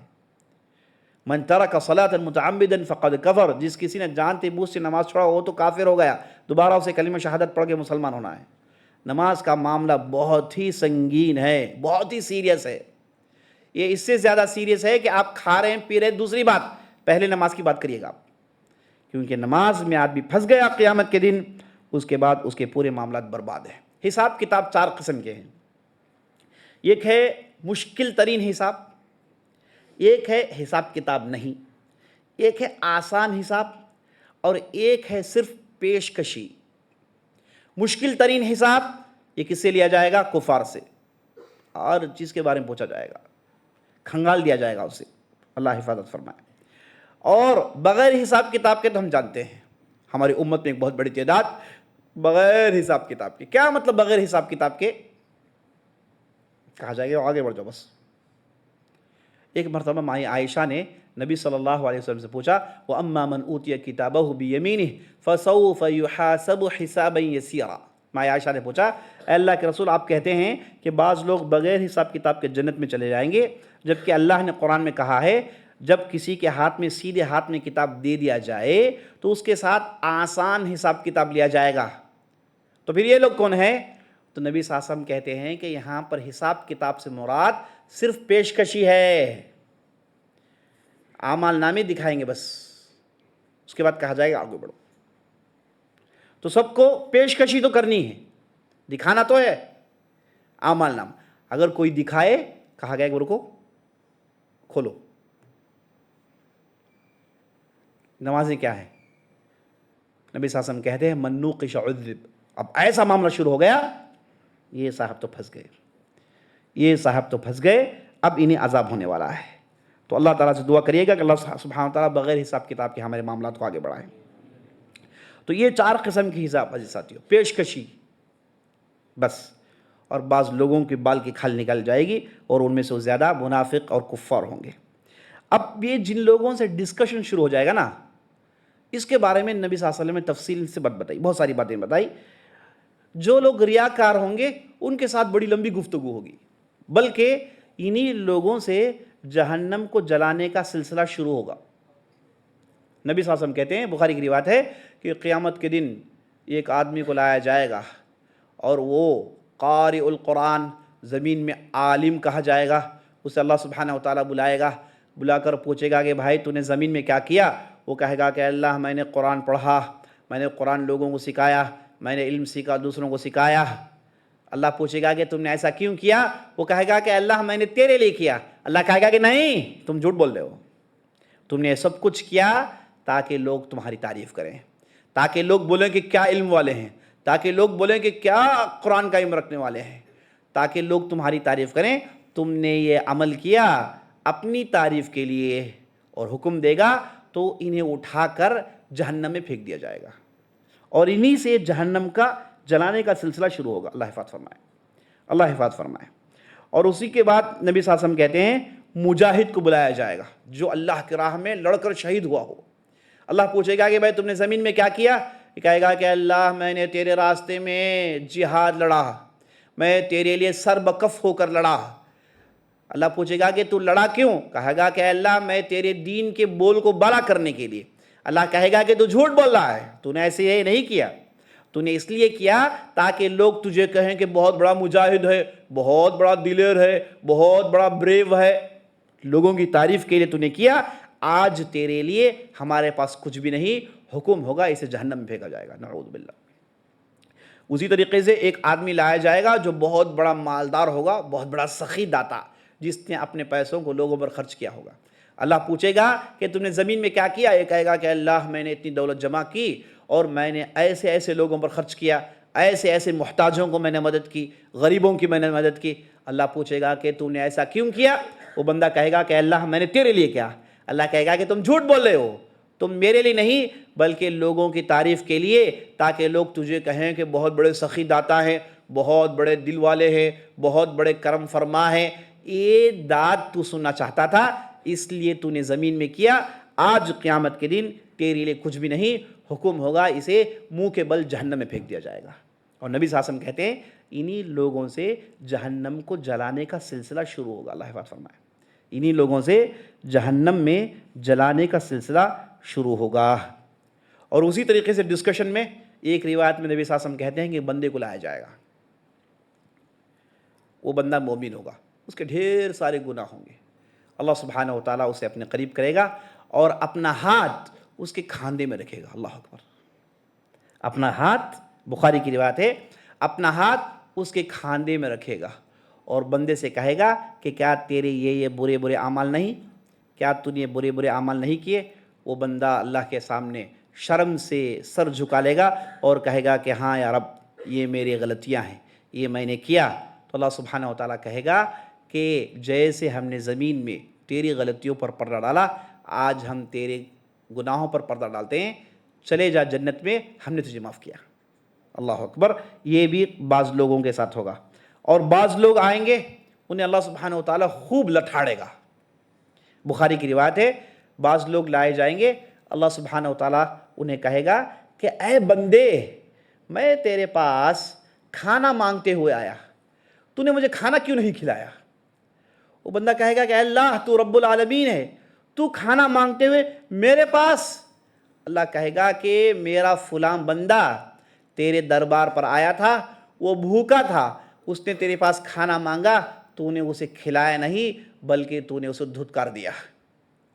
اللہ سبحانہ و تعالیٰ دھڑے کہے گا کہ تو نے ایسا کیوں کیا, ڈانٹے گا. یہ بھی ایک قسم کا عذاب ہے نا. گفتگو میں بعض لوگوں کی تعریف ہوگی, بعض لوگوں کو ڈانٹا جائے گا, بعض لوگوں کو بھڑکایا جائے گا, بعض لوگوں کو جہنم سے ڈرایا جائے گا, یعنی مختلف یہ چیزیں ہوئیں گی. تو ایک بندہ آئے گا, اللہ کہے گا کہ بھائی میں بیمار تھا, میری عیادت کیوں نہیں کی تو نے؟ وہ بندہ کہے گا اے رب العالمین تو اور بیماری ایک کیسے ممکن ہے؟ تو اللہ کہے گا کہ میرا فلان بندہ بیمار تھا, تو نے اس کی عیادت کیوں نہیں کی, تو اس کے پاس گیا کیوں نہیں, تو وہ اس کے پاس حاضری کیوں نہیں دی؟ تو بندہ تعجب سے اللہ کے اس سوال کو دیکھے گا اور اسے خوب لتھڑا جائے گا, کہا جائے گا کہ ایسی غلطی تو نے کیوں کی, ایسی غلطی تجھے نہیں کرنی چاہیے تھی. اس کے بعد اللہ سبحانہ و تعالیٰ بعض بندوں سے کہے گا کہ اے بندے میں تیرے پاس پانی مانگتے ہوئے آیا اور تو نے مجھے پانی کیوں نہیں دیا؟ وہ بندہ کہے گا کہ اے اللہ تو رب العالمین ہے, تجھے پانی کی کیا ضرورت؟ اللہ کہے گا کہ میرا فلان بندہ تیرے پاس فلان دن حاضر ہوا تھا پانی مانگتے ہوئے, لیکن تو نے پانی نہیں دیا, تو نے اسے دھتکار دیا اور اس کے بعد اسے خوب ڈرایا جائے گا. تو اس طریقے سے عزیز ساتھیوں باقاعدہ بعض لوگوں کے ساتھ ڈسکشنز ہوں گے, نیک لوگوں کے ساتھ, برے لوگوں کے ساتھ ایسے ڈسکشنز کے سلسلے جاری ہوں گے. اور اسی طریقے سے عزیز ساتھیوں حساب کتاب کے اس میدان میں جن لوگوں پر ظلم ہوا ان کے ظالموں کو لایا جائے گا اور انہیں انصاف دلایا جائے گا. یہاں تک کہ نبی صلی اللہ علیہ وسلم کہتے ہیں اگر کسی سنگ والی بکری نے کسی بغیر سنگ والی بکری کو ڈچا مارا, ان دونوں کو لایا جائے گا اور اسے کہا جائے گا کہ تم ڈچا مارو, اور وہ ڈچا مارے گی اور دونوں مٹی ہو جائیں گے. تو اس حد تک عزیز ساتھیوں اللہ سبحانہ و تعالیٰ لوگوں کو انصاف دلائے گا. یہ مظلومین کے لیے خوشخبری ہے. جن لوگوں پر ظلم ہوا, ناحق ظلم ہوا, وہ جھیلتے رہے, انہیں خوش ہونا چاہیے کہ ان کے ساتھ اللہ کھڑا ہوگا قیامت کے دن, اور ان کے ساتھ جب تک ان کے ظلم کو انہیں واپس نکال کر نہیں دیتا قیامت کے معاملات ختم ہونے والے نہیں ہیں. یہاں تک نبی صلی اللہ علیہ وسلم نے ارشاد فرمایا اگر کسی نے کسی کو ایک کوڑا ناحق مارا, اللہ سبحانہ و تعالیٰ اسے اس کا بدلہ دلائے گا.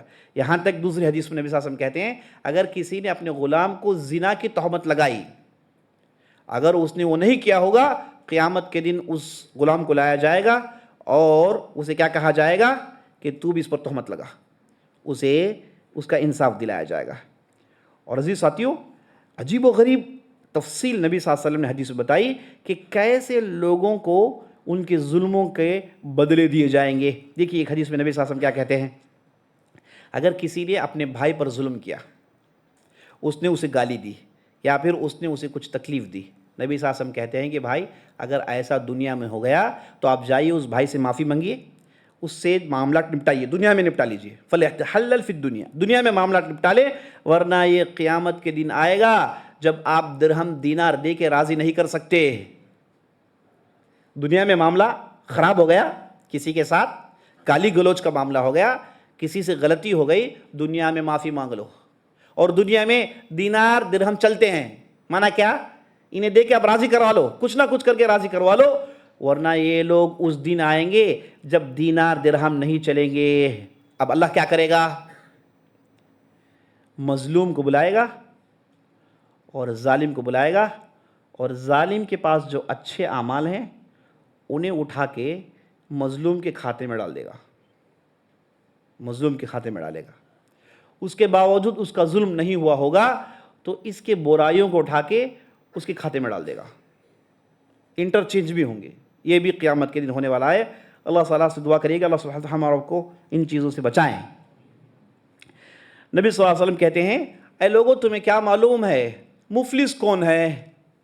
صحابہ نے کہا ہے رسول اللہ ہمارے پاس تو مفلس وہ آدمی ہے جس کے پاس نہ دینار ہے نہ درہم ہے, آدمی بالکل کنگال, اسے ہم مفلس کہتے ہیں.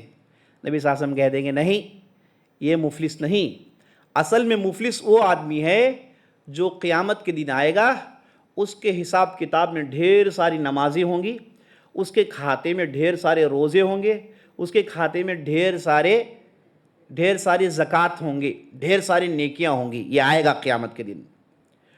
لیکن جب قیامت کے دن یہ آئے گا، اللہ سبحانہ و تعالیٰ جب اسے حساب کتاب لے گا تو پتہ چلے گا کہ یہ صاحب نے کسی کو گالی دی ہے، یہ صاحب نے کسی پر ہاتھ اٹھایا ہے، یہ صاحب نے کسی کو تکلیف پہنچائی ہے، کسی کی غیبت کی ہے، کسی کی چغل خوری کی ہے. اعمال تو اچھے ہیں لیکن ساتھ ساتھ یہ سارے برائیوں کے ساتھ آئے گا. اور اللہ سبحانہ و تعالیٰ کیا کرے گا؟ اور جن جن لوگوں کی اس نے غیبت کی، جن جن لوگوں کی اس نے چغل خوری کی، جن جن لوگوں پر اس نے ظلم کیا، جن جن لوگوں کو اس نے مارا، اپنا زور دکھایا، سب کو بلایا جائے گا اور سب کے برائیوں کو اٹھا کر اس کے کھاتے میں ڈالے جائیں گے اور اس کی نیکیوں کو اٹھا کر ان کے کھاتے میں ڈالے جائیں گے. اس طریقے سے یہ صاحب ان کی پوری نیکیوں کو بانٹ کے دوسروں کی برائیوں کو اپنے کھاتے میں بھر لیں گے. نبی صلی اللہ علیہ وسلم کہتے ہیں کہ یہی صاحب ہے مفلس. یہی صاحب کیا ہیں؟ مفلس. یہی کنگال ہیں اللہ اور اللہ کے رسول کی نظر میں. اور اس کے بعد جب برائیوں سے ان کا کھاتا بھر جائے گا اس کے بعد یہ صاحب جہنم کے علاوہ جائیں گے کہاں؟ نیکیاں ہیں ہی نہیں نا. تو اس کے بعد یہ صاحب کو اٹھا کے جہنم میں پھینک دیا جائے گا. نبی صلی اللہ علیہ وسلم ایک حدیث میں ارشاد فرماتے ہیں من مات وعلیہ دینار، اگر کوئی آدمی مر گیا اس کا قرض میں 1 دینار رہ گیا، یہ قرضدار قیامت کے دن آئے گا، 1 دینار کے بدلے اس کی نیکیوں کو اٹھا لے جائے گا. قیامت کے دن درہم دینار نہیں چلیں گے، وہاں پر نیکی برائیاں ہیں. تو جتنے بھی دینار دنیا میں پھنس گئے، جتنے بھی درہم دنیا میں پھنس گئے قرضدار کے، انہیں اللہ سبحانہ و تعالیٰ ان سے نیکیوں کو لے لے گا. ایک حدیث میں نبی صلی اللہ علیہ وسلم نے ایک صاحب کو دیکھا، وہ اپنے غلام کو مار رہے ہیں. تو نبی صلی اللہ علیہ وسلم نے کہا کہ بھائی جان رکھو، تم جتنے بھی لوگوں کو مارے ہو، جتنے بھی لوگوں پر ہاتھ اٹھائے ہو، یہ قیامت کے دن آئیں گے حساب کتاب لینے کے لیے. تو نبی صلی اللہ علیہ وسلم نے کہا یا رسول اللہ، یہ میرا نوکر ہے، یہ میرا سٹاف ہے، یہ کبھی جھوٹ بولتا ہے، کبھی میری نافرمانی کرتا ہے، کبھی میری غیبت کرتا ہے، کبھی مجھے نقصان پہنچاتا ہے، تو میں غصے میں انہیں مارتا ہوں، کیا ایسا مارنا بھی غلطی ہے؟ تو نبی صلی اللہ علیہ وسلم تھوڑی دیر کے لیے خاموش تھے اور اس کے بعد کہا کہ اے آدمی جان لو، جب قیامت کے دن تم دونوں اللہ کے سامنے جاؤ گے، اللہ سبحانہ و تعالیٰ تمہارے مارنے کو کیلکولیٹ کرے گا. اگر تمہارا یہ مارنا اس کے غلطیوں کے برابر تھا تو تم بچ گئے، اگر تمہارا مارنا اس کے غلطیوں سے کم تھا تو بقیہ جو بھی تمہارا نہیں مارنا ہے، جو تمہارے نیکیاں زیادہ ہیں انہیں تمہارے لیے اللہ سبحانہ و تعالیٰ واپس کر دے گا. لیکن تمہارا مارنا اس کی غلطیوں سے زیادہ ہے تو جان رکھو تمہارے پوری نیکیوں کو اٹھا کے اس آدمی کے کھاتے میں ڈال دیے جائیں گے. اور جیسے سننا تھا وہ صحابی رونے لگے اور اس کے بعد انہوں نے توبہ کیا کہ کہیں بھی اس کے اوپر کسی پر بھی ناحق ہاتھ نہیں اٹھائیں گے. تو عزیز ساتھیوں، اس طریقے سے ہم دیکھتے ہیں اللہ سبحانہ و تعالیٰ قیامت کے دن لوگوں کے ساتھ پائی کوڑی اٹھنی چونی سب سے حساب کتاب. کوئی مظلوم نہیں ہوگا. یہ اللہ سبحانہ و تعالیٰ کا وعدہ ہے کہ وہاں پر کوئی مظلوم نہیں ہوگا، سب کے ظلموں کو سیٹل کیا جائے گا. اور سب سے زیادہ جس معاملے کو سیٹل کیا جائے گا وہ خون کا معاملہ ہوگا. سب سے زیادہ جن معاملات میں جھگڑے ہوں گے وہ خون کا معاملہ ہوگا. نبی صلی اللہ علیہ وسلم کہتے ہیں قاتل مقتول دونوں آئیں گے. مقتول جسے قتل کر دیا گیا وہ قاتل کو لے کر آئے گا اور کہے گا کہ اللہ اس ظالم نے مجھے قتل کیا. اللہ سبحانہ و تعالیٰ پوچھے گا کہ بھائی تو نے اسے کیوں قتل کیا؟ وہ بندہ کہے گا کہ اللہ میں نے اسے قتل کیا تیرے لیے. تو اللہ سبحانہ و تعالیٰ اگر وہ سچ کہتا ہے تو اسے چھوڑ دے گا. اگر وہ جھوٹ کہا تو اللہ سبحانہ و تعالیٰ یہ صاحب کی برائیوں کو اٹھا کے یہ قاتل کے کھاتے میں ڈال دے گا. اس کے پورے نیکیوں کو اٹھا کے اس مقتول کی نیکیوں میں ڈال دے گا اور اس کے بعد یہ صاحب برباد ہو گئے. اب یہ جائیں گے جہنم میں، اللہ حفاظت فرمائے. تو قیامت کے دن خون کے معاملے سب سے زیادہ، اور ایک حدیث میں آیا ہے اول ما یقضى یوم القیامہ الدماء، خون، قتل و غارت گیری کے معاملے سب سے پہلے سیٹل کیے جائیں گے۔ اب نماز کے بارے میں آپ نے سنا کہ سب سے پہلے نماز کے بارے میں پوچھا جائے گا، اب اس حدیث میں آپ دیکھتے ہیں کہ سب سے پہلے خون کے بارے میں پوچھا جائے گا۔ یہ کیسے؟ تو اہل علم نے کہا عبادات میں سب سے پہلے نماز کے بارے میں پوچھا جائے گا، معاملات میں، لوگوں کے ساتھ آپ کے جو معاملات تھے اس میں سب سے پہلے خون کے بارے میں پوچھا جائے گا، حقوق اللہ میں سب سے پہلے نماز کے بارے میں پوچھا جائے گا، حقوق العباد میں سب سے پہلے خون کا معاملہ سلٹایا جائے گا۔ تو اسے آپ اچھی طریقے سے سمجھ لینا چاہیے۔ اس طریقے سے ساتھیوں یہاں تک کہ حیوانات کو بھی لایا جائے گا، اور اہل علم نے کہا کہ بھائی حیوانات کو کیوں لائیں، وہ تو مٹی ہو جائیں گے، انہیں قیامت کے دن لا کے ان کے درمیان انصاف کرنے میں کیا حکمت ہے، وہ تو مٹی ہو جائیں گے۔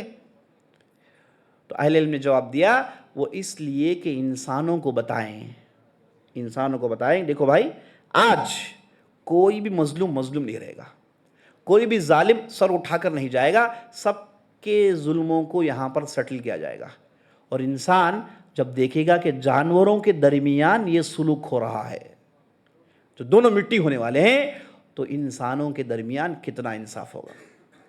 تو اس طریقے سے ساتھیوں حساب کتاب کے بارے میں قرآن و حدیث کے اندر تفصیل آئی ہے، میں نے اکثر و بیشتر باتیں آپ کے سامنے رکھ دی۔ یہ ہے حساب کتاب کے دن کے مسائل، اس طریقے سے حساب کتاب چلے گا، اور جیسے ہی حساب کتاب ختم ہوگا وہاں پر میزان کو لایا جائے گا، وَنَضَعُ الْمَوَازِينَ الْقِسْطَ بِيَوْمِ الْقِيَامَةِ، قیامت کے دن ہم ترازو کو لائیں گے، اعمال نامے کو، عملوں کو تولنے والا ترازو لایا جائے گا جس میں بندوں کے عملوں کو تولا جائے گا۔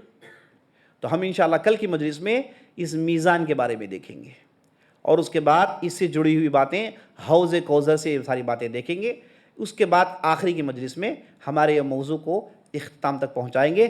اللہ سے ہم دعا کرتے ہیں ہم نے جو بھی کہا، جو بھی سنا ہے، اس کے مطابق عمل کرنے کی ہمیں توفیق بخشے۔ اللہ سے دعا کریے گا کہ اللہ سبحانہ وتعالی ہم اور آپ کے حساب کتاب کو آسان کرے، اور بغیر حساب کتاب کے ہم اور آپ کو جنت میں داخل کریں۔ ھذا باللہ توفیق، وصلی اللہ علی نبینا محمد وعلی آلہ وصحبہ اجمعین۔ موضوع کے متعلق کوئی سوال ہے تو کریے گا، اور سوال سے پہلے میں 3 سوالات پوچھ لیتا ہوں آپ کے انشاءاللہ۔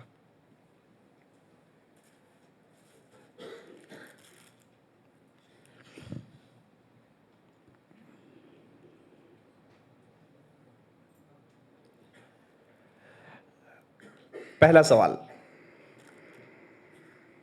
حساب کتاب کے دن کا آغاز، شروعات کیسے ہوگا؟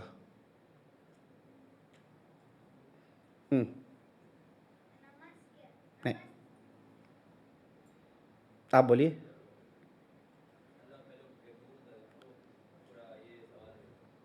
اللہ آئیے، صحیح ہے۔ حساب کتاب کا آغاز اللہ سبحانہ وتعالیٰ کے آمد سے ہوگا۔ جی آپ ٹوپی نہیں پہنتے اس لیے آپ اسے پہن کر آئیے کل سے انشاءاللہ۔ دوسرا سوال،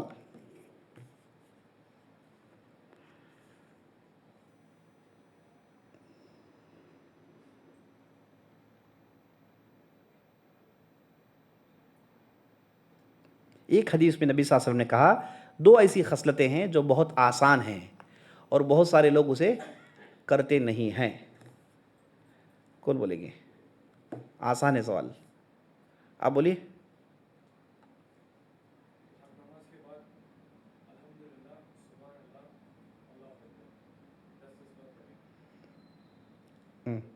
یہ ہوگی خصلت 1۔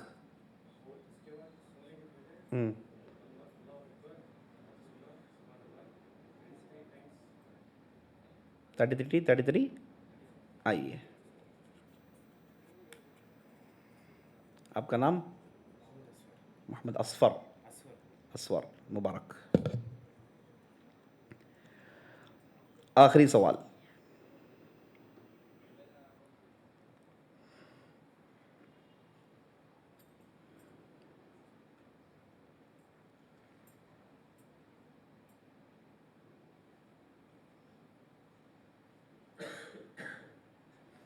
میں نے دوران گفتگو یہ کہا تھا کہ زمین تحدث اخبارها اپنی پورے خبروں کو، اپنی پوری تفصیل کو زمین بیان کرے گی. تو اس سے مراد کیا ہے؟ کیا تفصیل بیان کرے گی؟ کیا تفصیل بیان کرے گی؟ ہاں بولیے اشفاق میں. ہاں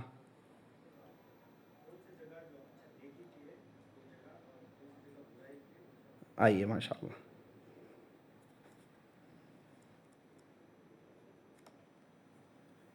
یہ لیجیے آپ کے لیے دعا کی کتاب.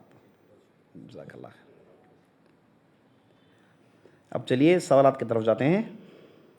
آج کے سوالات: invest on business profit sharing percentage.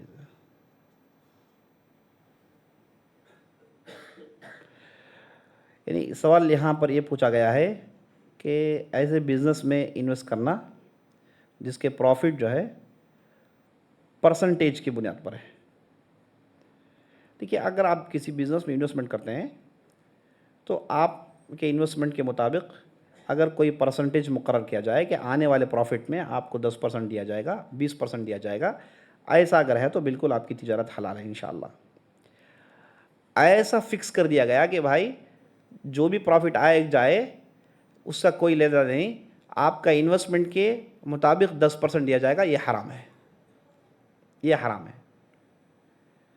پتہ نہیں آپ کس بارے میں پوچھ رہے ہیں. پروفٹ پہ پرسنٹیج ہے، حلال ہے. انویسٹمنٹ کے حساب سے پرسنٹیج پروفٹ میں سے دیا جائے گا، یہ جائز نہیں ہے.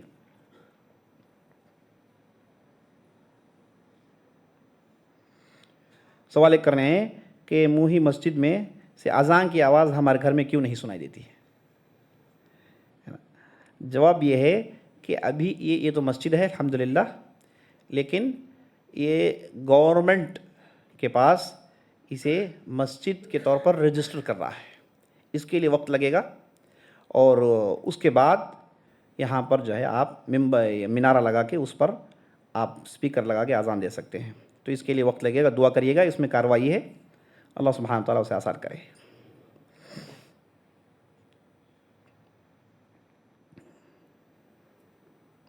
سوال کر رہے ہیں کہ کسی کو دوائی کھانی ہے، وہ اذان کے بعد دوائی کھاتے ہیں، تو کیا ان کا روزہ ہو سکتا ہے؟ دیکھیے ہمارے یہاں اسے اچھی طریقے سے یاد رکھنا چاہیے. اذان جو ہوتا ہے اسے برابر وقت کے آنے پر نہیں دیا جاتا. اکثر مسجدوں میں مثال طور پر فجر آپ کی ہے کتنے بجے؟ 5:58 ہے. اچھا 4:58 ہے نا، سمجھ لیے 4:58 کو فجر کا وقت آیا ہے. اس کے وقت میں اذان دینا چاہیے، یہی طریقہ ہے. 4:58 کو امام صاحب مؤذن صاحب اذان دیں گے، اللہ اکبر.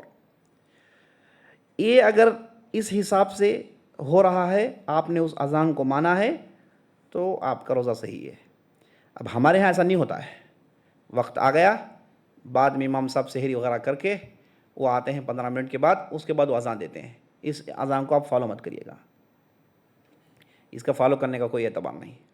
اگر آپ اس کو فالو کریں گے تو آپ کا روزہ ہوتا ہی نہیں ہے. تو اس پریشانی سے بچنے کے لیے کارڈوں میں نمبروں کے ساتھ ہے نا، ٹائم کے ساتھ آپ کے ہاتھ میں دے دیا گیا ہے، آپ اسے فالو کریے گا. اذان کو فالو مت کریے گا. البتہ عرب ملکوں میں ایسا نہیں ہوتا. وہاں پر ٹھیک پہلے سے فکس ہوتا ہے، جیسے ہی وقت آ گیا سب مسجدوں میں اذان ہوں گی. جیسے وقت آتا ہے سب مسجدوں میں اذان. تو وہاں کے اذان کوئی فالو کرتا ہے تو کوئی حرج نہیں. ہمارے ہاں ایسا نہیں ہوتا ہے. تو اگر آپ نے ایسے اذان کو فالو کیا جو ٹائم کو فالو نہیں کرتا، تو آپ کا تو روزہ چلا گیا، آپ کو تو دوبارہ روزہ رکھنا پڑے گا. اگر آپ نے جیسے میں نے بتایا اس قسم کے اذان کو آپ نے فالو کیا، دوران اذان آپ نے دوائی کھائی، تو کوئی حرج نہیں، آپ کا روزہ صحیح ہے.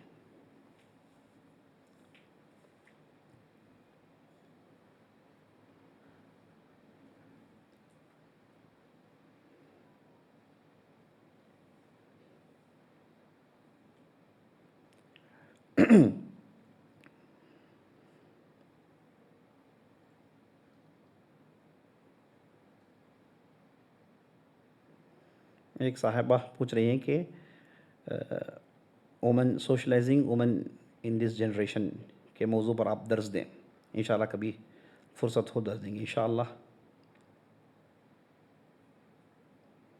سوال کر رہے ہیں کہ کیا ہم عید کی نماز حنفی مسلک کے مطابق پڑھ سکتے ہیں؟ دیکھیے نماز تو آپ کی ہو جائے گی انشاءاللہ، کوئی حرج نہیں. ان کے ہاں 6 تکبیریں ہوتی ہیں، کوئی مسئلہ نہیں، نماز تو آپ کی ہو جاتی ہے. لیکن اگر آپ سنت کے مطابق پڑھنا چاہتی ہیں تو آپ جو ہے اس 7 اور 5 والی تکبیروں کو مانیں انشاءاللہ.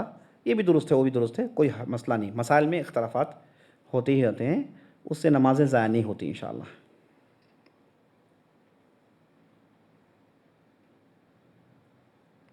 سوال کر رہے ہیں کہ میں UK میں نے روزہ رکھنا شروع کیا، اب میں انڈیا آ گیا ہوں، اور انڈیا میں آنے کے بعد یہ جو کیلکولیشن ہے یہ ایک دن، اس میں آپ مختصر اچھی طریقے سے سمجھ لیجئے.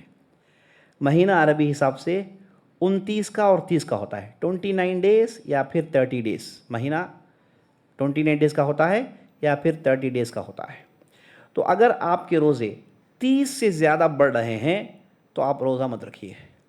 اگر آپ کے روزے 29 سے کم ہو رہے ہیں تو آپ کو عید کے بعد ایک روزہ رکھنا پڑے گا. یہ اصول کو اچھی طریقے سے سمجھ لیجیے. 29 30 اگر آپ جہاں سے بھی آئے ہیں آ کے آپ ادھر دیکھیے، اگر آپ ادھر کا روزہ رکھیں گے تو 31 ہو جائے گا، 31 ہو جائے گا. تو ایسی صورت میں آپ روزہ مت رکھیے، خاموشی سے رہیے اور یہاں کے لوگوں کے ساتھ مل کے عید منائیے. آپ آئے ہیں اور آپ ادھر آ کے دیکھ رہے ہیں کہ اگر یہاں روزہ رکھیں گے تو بھی 28 ہی ہو رہے ہیں، ایک روزہ کم پڑ رہا ہے. تو ایسی صورت میں عید کے بعد آپ ایک روزہ رکھ لیجئے. تو 29 سے کم نہیں ہونا چاہیے، 30 سے زیادہ نہیں ہونا چاہیے. اس اصول کو آپ سمجھ لیں گے تو آپ خود بخود اپنے مسئلے کو سمجھ سکتے ہیں انشاءاللہ. سوال کر رہے ہیں کہ میں نے آلریڈی فطرہ دے دیا ہے، کیا میں دوبارہ فطرہ دے سکتی ہوں؟ ایک مرتبہ آپ نے دے دیا تو کافی ہے، ایک مرتبہ آپ نے دے دیا ہے تو 2 مرتبہ دینے کی ضرورت نہیں ہے انشاءاللہ. اور ہمارے اس مرکز میں ہم فطرے کے لیے ایک پہلے سے ہمارے پاس سسٹم ہے جس میں ہم غریبوں کی پوری تفصیل ہمارے پاس موجود ہے، پورا لسٹ ہے.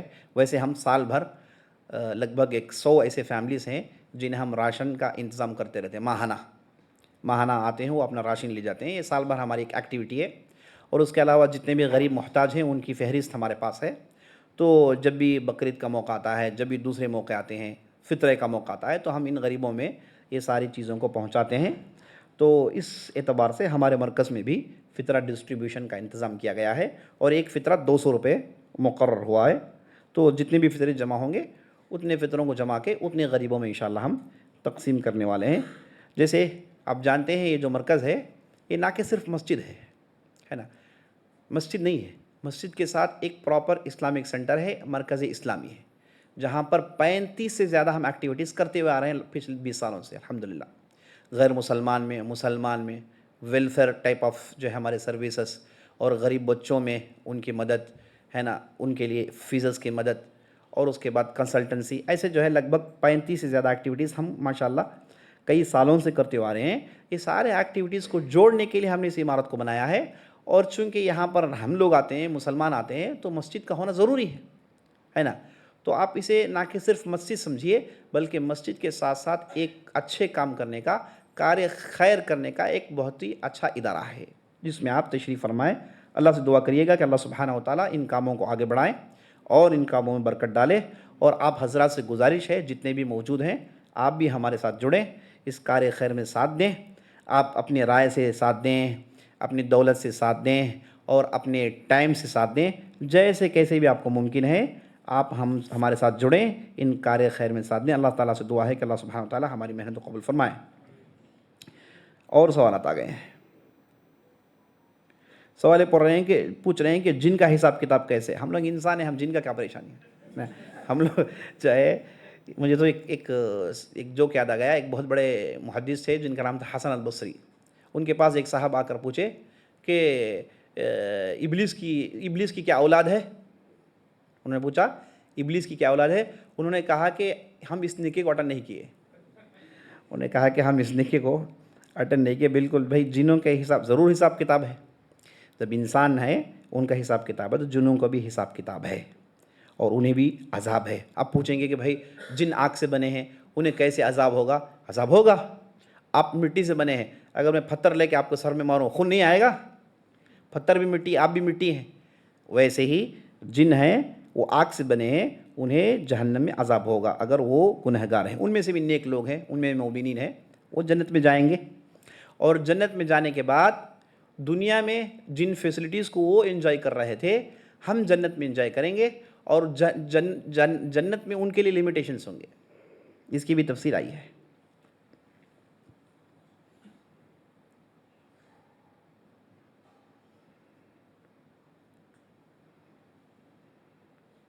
سوال کر رہے ہیں کہ کینیڈا میں حلال جو بھی کھانے ہیں اس میں دو قسم کے، ایک ہے مشین کٹ، ایک ہے ہینڈ کٹ، تو اس میں سے میں کن چیزوں کو کھا سکتا ہوں؟ یعنی جانوروں کے بارے میں پوچھ رہے ہیں۔ شاید وہاں ایسا سسٹم ہے کہ جو بھی گوشت ہوتا ہے اس میں یہ لگاتے ہیں کہ بھائی مشین کٹ، اور یہ لگاتے ہیں کہ ہینڈ کٹ، تو یہ پوچھتے ہیں کہ کس میں کہوں گا کہ کٹ سے پہلے یہ دیکھیں کہ کرنے والے مسلمان ہیں کہ نہیں۔ اگر کوئی ادارہ ہے جو اس کٹنگ سلاٹرنگ وغیرہ کا ذمہ دار ہے، وہ مسلمان ادارہ ہے، تو مسلمان اسے کاٹتے ہیں، تو پہلے یہ کنفرم کریے گا کہ مسلمان اسے کاٹتے ہیں کہ نہیں کاٹتے ہیں، کیونکہ مسلمان اگر نہیں کاٹے تو وہ جانور حرام ہو جاتا ہے، اور مسلمان کاٹیں اور جو ذبح کرنے کا طریقہ ہے اس کے مطابق ذبح کریں تو وہ چیز حلال ہو جاتی ہے۔ اچھا، اب اگر ایسا سسٹم ہے کہ ایک ہی وقت میں 100 مرغی کاٹنا ہے، ایک ہی وقت میں 100 بکرے کاٹنا ہے، اس کے لیے ان لوگوں نے مشین بنا رکھی ہے کہ وہ پراپر ان کے گردنوں میں چھریوں کو رکھتے ہیں اور اس کے بعد بٹن دباتے ہیں تو یہ چلنے لگتا ہے اور ان کے گردن کٹ جاتے ہیں۔ تو اگر ایسا ہے، اگر کسی نے بسم اللہ کہہ کے بٹن دبا دیا اور یہ مشین جانور کے حلق کو کاٹتا ہے، اگر ایسا کچھ ہے تو یہ جائز ہے، انشاءاللہ کوئی حرج نہیں، یہ جائز ہے۔ یہ زیادہ جانوروں کو کاٹنے کے لیے ایک ٹیکنالوجی ہے، آپ نے بسم اللہ کہہ کے بٹن دبایا اور اس مشین نے ان کے حلقوں کو پراپر ذبح کر دیا تو انشاءاللہ یہ جانور جائز ہے، لیکن انشور یہ کرنا پڑے گا کہ بسم اللہ کہا کہ نہیں کہا اور یہ بٹن دبانے والا مسلمان ہے کہ نہیں ہے۔ تو یہ اگر آپ چیک کر لیں تو انشاءاللہ کوئی مسئلہ نہیں۔ کیا عید کی نماز گھر میں پڑھ سکتے ہیں؟ عید کی نماز مستحب ہے۔ عید کی نماز کا حکم کیا ہے؟ مستحب ہے، سنت ہے، چھوڑیں گے تو کوئی حرج نہیں، اور بعض اہل علم میں، بعض حنفی حضرات کے پاس واجب ہے، لیکن صحیح بات یہ ہے کہ یہ سنت ہے، سنت مؤکدہ ہے۔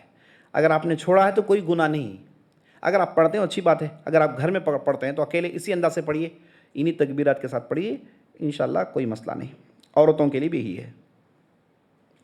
سوال لے کر رہے ہیں کہ کیا ہم بلیک مہندی لگا سکتے ہیں؟ دیکھیے، یہ پتہ نہیں کن کے بارے میں پوچھ رہے ہیں، مرد ہو کہ عورت، آپ حنہ لگائیں، کوئی دوسرا ڈارک کلر لگائیں، کالا لگانے سے بعض اہل علم نے روکا ہے، کالا لگانے سے بعض اہل علم نے روکا ہے۔ میں نے آپ کو بتایا تھا ابوبکر صدیق رضی اللہ عنہ کے والد کو لایا گیا، ان کے سر کے بال، داڑھی کے بال ایک دم سفید تھے، چکا چوند، تو نبی صلی اللہ علیہ وسلم نے کہا کہ ان کے داڑھی میں، سر کے بال میں کچھ کلر کرو، کالا مت کرو، نبی صلی اللہ علیہ وسلم نے کہا، تو کالے سے روکا ہے، تو کالے سے روکیں، کوئی دوسرا چیز استعمال کریں، کوئی ڈارک چیز دوسری آپ استعمال کر سکتے ہیں انشاءاللہ۔ اور بعض صحابہ سے ثابت ہے کہ انہوں نے کالے بھی کیے ہیں، کالے بھی کیے ہیں، تو بہرحال نہیں کہنا ہمارے نزدیک افضل ہے۔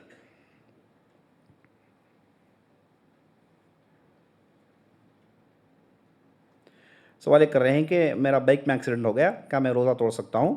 دیکھیں، اگر آپ روزہ رکھنے سے آپ کو تکلیف بڑھتی ہے، ایسی صورت میں آپ روزہ توڑ سکتے ہیں انشاءاللہ، اگر نہیں ہے تو کوئی حرج نہیں، اسی حالت میں کنٹینیو کریے آپ انشاءاللہ۔ سوال کر رہے ہیں کہ جو روزے کا چھوڑنے کا جو فدیہ ہے، اسے کیش میں دیں یا پھر کھانے میں دیں؟ کھانے میں دینا افضل ہے۔ 1.5 کلو چاول، گیہوں، جو بھی آپ کھاتے ہیں اچھی کوالٹی کا، بیسٹ کوالٹی کا، وہ لائیں اور ایک غریب کے ہاتھ میں دے دیں، یا تو پھر آپ ایک غریب کو بلائیں، ایک دن کا کھانا سالن چکنے کے ساتھ اسے پیٹ بھر کے کھلا دیں، تو بھی آپ کا انشاءاللہ فدیہ ہو جائے گا انشاءاللہ۔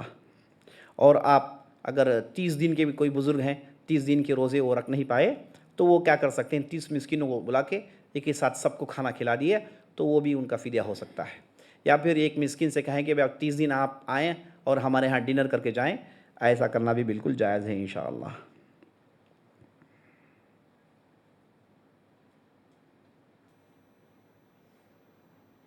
سوال کر رہے ہیں کہ میرے ایک بھائی ہیں، وہ غلطی سے روزے میں پانی پی لیے ہیں، کیا ان کا روزہ صحیح ہے؟ بالکل صحیح ہے، بلکہ خوش ہونا چاہیے۔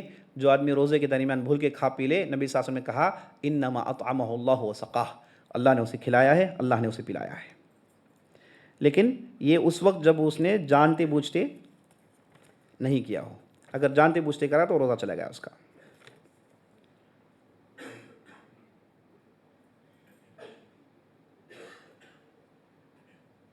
سوال یہ کر رہے ہیں کہ فجر کا جو فجر میں جو فرض نماز ہے اس سے پہلے جو 2 رکعت جو سنت کے ہیں کیا یہ فرض نماز کے بعد پڑھی جا سکتی ہیں؟ ہاں، نبی صلی اللہ علیہ وسلم کے سنت میں یہ چیز ثابت ہے. کبھی کبھار بعض صحابہ نے اسے پڑھا، نبی صلی اللہ علیہ وسلم نے انہیں کچھ نہیں کہا. ایک مرتبہ نبی صلی اللہ علیہ وسلم نے ایک صاحب کو دیکھا فرض کے بعد فجر میں کہ نماز پڑھ رہے تھے، تو نبی صلی اللہ علیہ وسلم نے کہا کہ ہمارے ساتھ نماز کیوں نہیں پڑھا تم نے؟ انہوں نے کہا کہ اللہ کے رسول وہ نہیں، آپ جو 2 رکعت پڑھتے ہیں اس سے پہلے آپ جو 2 رکعت پڑھتے ہیں وہ اب میں پڑھ رہا ہوں، یعنی سنت کی طرف اشارہ تھا. تو نبی صلی اللہ علیہ وسلم خاموش رہے. تو ایسی بعض روایتوں سے پتہ چلتا ہے کہ بعض صحابہ نے فجر کی سنت کو فرض کے بعد پڑھا ہے، نبی صلی اللہ علیہ وسلم نے دیکھا اور خاموش رہے اور روکا نہیں. اگر غلطی ہوتی تو آپ صلی اللہ علیہ وسلم روکتے اور ان سے کہتے کہ ایسا نہ کرو. اور نبی صلی اللہ علیہ وسلم اپنے زمانے میں فجر کی نماز داخل ہونے کے ساتھ پڑھتے تھے، بالکل شروع کے وقت میں پڑھتے تھے، ہے نا. تو اس لیے جو ہے اس کے بعد سنت پڑھنا آسان ہو سکتا ہے. اور عشاء میں فرض سے پہلے جو 2 سنت ہے اگر وہ چھوٹ جائیں تو آپ جو ہے دیکھیے فجر کی جو سنت ہے اس کی قضا اس صورت میں ثابت ہے. بقیہ جب بھی آپ کی سنت چھڑ گئی آپ اس کی قضا نہیں کر سکتے. فرض نمازوں کی قضا ہوتی ہے، سنت نمازوں کی قضا نہیں. وقت چلا گیا آپ اسے نہیں پڑھ سکتے. کبھی کبھار ریئر ایسے کیسز ہیں جس میں نبی صلی اللہ علیہ وسلم نے سنتوں کو بھی قضا کیا ہے. تو اس اعتبار سے اگر آپ کبھی کبھار عشاء سے پہلے آپ کی سنت چھوڑ گئی آپ اسے کبھی کبھار کر لیتے ہیں تو ٹھیک ہے، اسی عادت بنانا صحیح بات نہیں ہے. کیا عورتیں نماز میں اپنے پیروں کو چھپانا مینڈیٹری ہے؟ پیروں کو چھپانا ان کے لیے افضل ہے. پیروں کو چھپانا ان کے لیے افضل ہے. اگر پیر کے کچھ حصے باہر نظر آ جائیں تو کوئی حرج نہیں انشاءاللہ.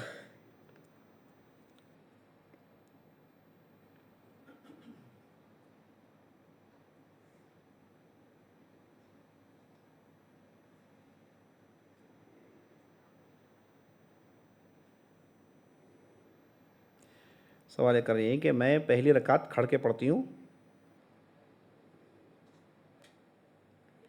اور اس کے بعد جیسے ہی میں سجدے میں جاتی ہوں اس کے بعد اسی حالت میں بیٹھ کے میں دوسری رکعت کنٹینیو کر سکتی ہوں. کر سکتے ہیں اگر آپ اٹھنے کی حالت میں نہیں ہیں تو آپ اسے بیٹھ کے پڑھنا چاہتے ہیں تو پڑھیں انشاءاللہ. اگر آپ تھکاوٹ کی وجہ سے آلسی پن کی وجہ سے آپ بیٹھ کے پڑھنا چاہتے ہیں تو آپ کو آدھا اجر. طبیعت آپ کے ساتھ نہیں دے رہی ہے، گھٹنے میں درد ہے، فلان درد ہے، ایسی صورت میں انشاءاللہ آپ کو پورا اجر ملے گا انشاءاللہ. سوال کر رہے ہیں کہ سانس کے تعلق سے آپ بیان دیجیے. پٹوانے کا ارادہ ہے نا؟ پٹوانے بہت سارے سوالات میں جانتے بوجھ سے چھوڑتا ہوں کیونکہ میں پٹنا نہیں چاہتا نا، ہم بھی ہوشیار ہیں.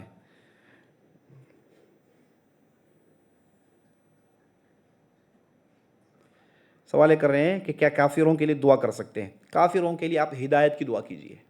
کافروں کے لیے ہدایت کی دعا کیجیے، اس کے علاوہ دوسرے معاملات میں ان کے لیے دعا نہیں. اگر وہ آپ سے پوچھیں کہیں کہ میرے لیے دعا کریں تو آپ کہیں کہ ٹھیک ہے اور آپ پیچھے سے ہدایت کے لیے دعا کریے. کوئی دوسرے معاملات میں ان کے لیے دعا کرنا جائز نہیں ہے.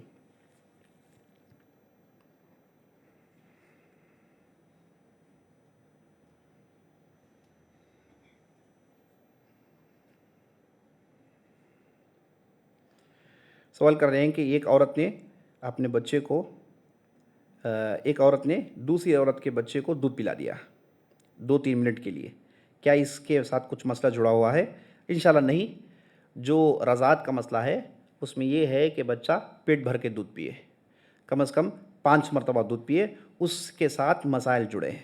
تو اگر 2-3 منٹ پیا ہے، اگر پیٹ بھر کے نہیں پیا ہے اور 5 مرتبہ اس نے نہیں پیا ہے تو ایسی صورت میں انشاءاللہ کوئی مسئلہ اس کے ساتھ جڑا ہوا نہیں ہے انشاءاللہ.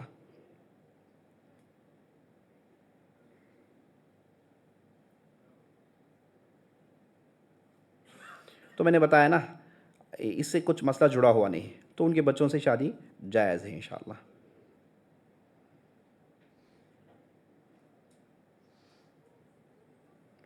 سوال کر رہے ہیں کہ بعض بزرگ عورتیں ہیں وہ نمازیں وقت پر نہیں پڑھ سکتی، کیا یہ پوری نمازوں کو ملا کے ایک وقت پڑھ سکتی ہیں؟ غلط بات ہے.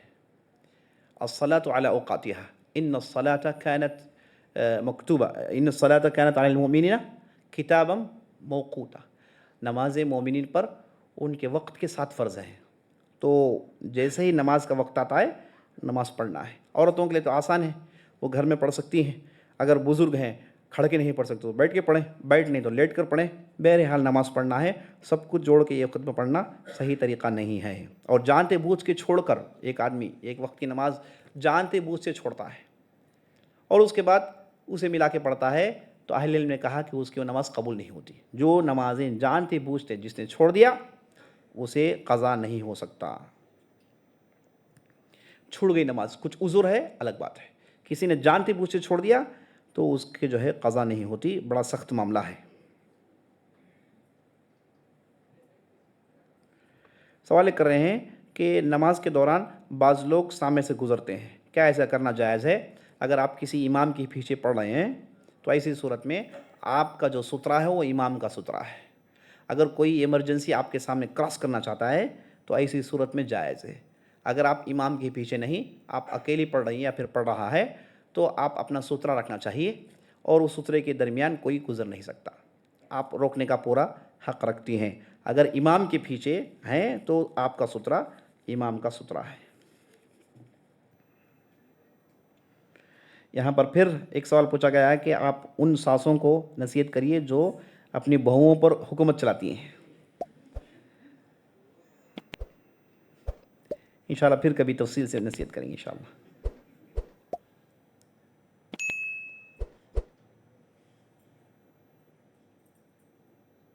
کیا ہم قبر کے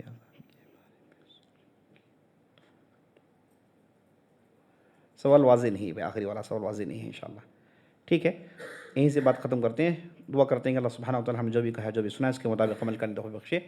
اگر مجلس میں کسی کو سوال پوچھنا ہے تو پوچھیے گا ورنہ مجلس برخاست کرتے ہیں. سوال کر رہے ہیں کہ رمضان کے بعد کیا بیان کا سلسلہ جاری رہے گا؟ ہمارے یہاں کئی سالوں سے جمعے کے دن تمل بیان، ہفتے کے دن اردو میں بیان 9 سے 10 عشاء کے بعد مقرر ہے. کئی سالوں سے چل رہا ہے. تو انشاءاللہ رمضان کے بعد بھی وہ سلسلہ جاری رہے گا. تو آپ آئیے، ضرور استفادہ کریے گا انشاءاللہ.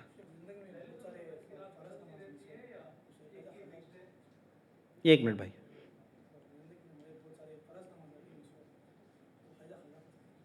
سوال کر رہے ہیں کہ ایک صاحب زندگی میں بہت سارے فرض نماز چھوڑ دیے ہیں، اب کیسے قضا کر سکتے ہیں؟ جتنا یاد ہے اتنا قضا کریے، جتنے یاد ہیں اتنا کریے. اگر بہت زیادہ ہیں، کئی سالوں تک آپ نے چھوڑ دیا ہے تو ایسی صورت میں آپ توبہ کریے گا. توبہ کریں، استغفار کریں اور اللہ سے گڑ گڑائیں اور اللہ سے معافی مانگیں اور بقیہ زندگی میں سنتیں نفلوں کی پابندی کریں تاکہ قیامت کے دن یہ سنت نفل آپ کے فرض کے ساتھ کمپنسیٹ کیے جائیں. آمین. کچھ پوچھ رہے تھے بھائی.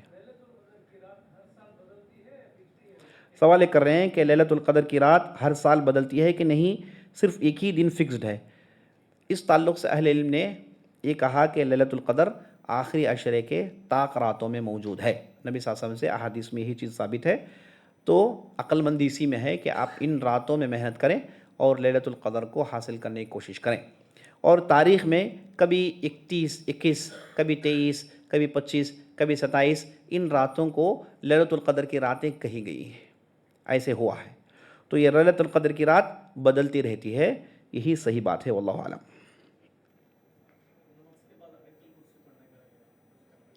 سوال کر رہے ہیں کہ نماز کے بعد آیت الکرسی پڑھنے کا کیا ہے؟ بالکل سنت کا طریقہ ہے. السلام علیکم ورحمۃ اللہ، السلام علیکم ورحمۃ اللہ کہنے کے بعد نبی صلی اللہ علیہ وسلم نے اپنی سنت میں بہت ساری دعائیں سکھائی ہیں. اس میں اللہم انت السلام ومنک السلام والیک یرجع السلام یہ دعا ہے.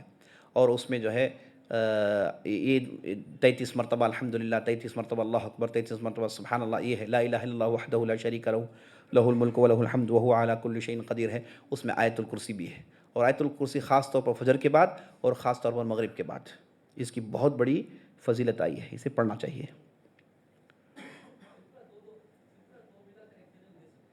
سوال کر رہے ہیں کہ 2 آدمی کا فطرہ جوڑ کے کیا ایک آدمی کو دے سکتے ہیں؟ دے سکتے ہیں، کوئی حرج نہیں انشاءاللہ.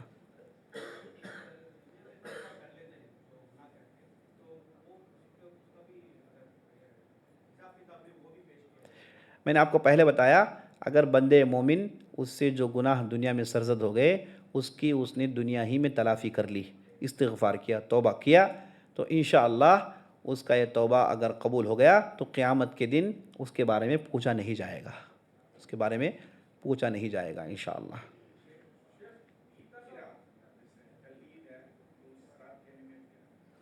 سوال کر رہے ہیں کہ کل عید ہے تو کیا اس رات کی اہمیت ہے؟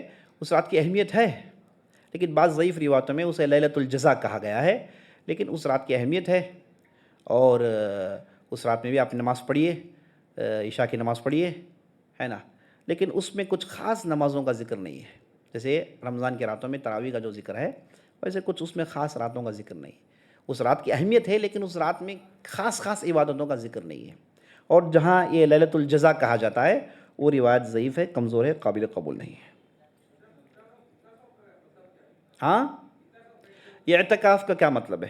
یہ اعتکاف یعتکف اعتکافاً، یہ عربی لفظ ہے، اس کا معنی ہے آئسولیٹ ہو جانا، سب کچھ چھوڑ چھاڑ کے، سب دنیاوی تعلقات کو چھوڑ کے ایک جگہ اللہ کی عبادت کے لیے بیٹھ جانا، اسی کو اعتکاف کہتے ہیں، اسی کو اعتکاف کہتے ہیں۔ یہاں اب جب بیٹھ گئے آپ دنیاوی کاموں میں اپنے آپ کو نہیں ڈالیں گے، صرف عبادت پر غور کریں گے، صرف آپ کی عبادت بڑھانے میں، ذکر و اذکار بڑھانے میں، اس کے بارے میں غور کریں گے، یہ اسی کو اعتکاف کہتے ہیں، اور یہ بہت ہی زبردست عمل ہے۔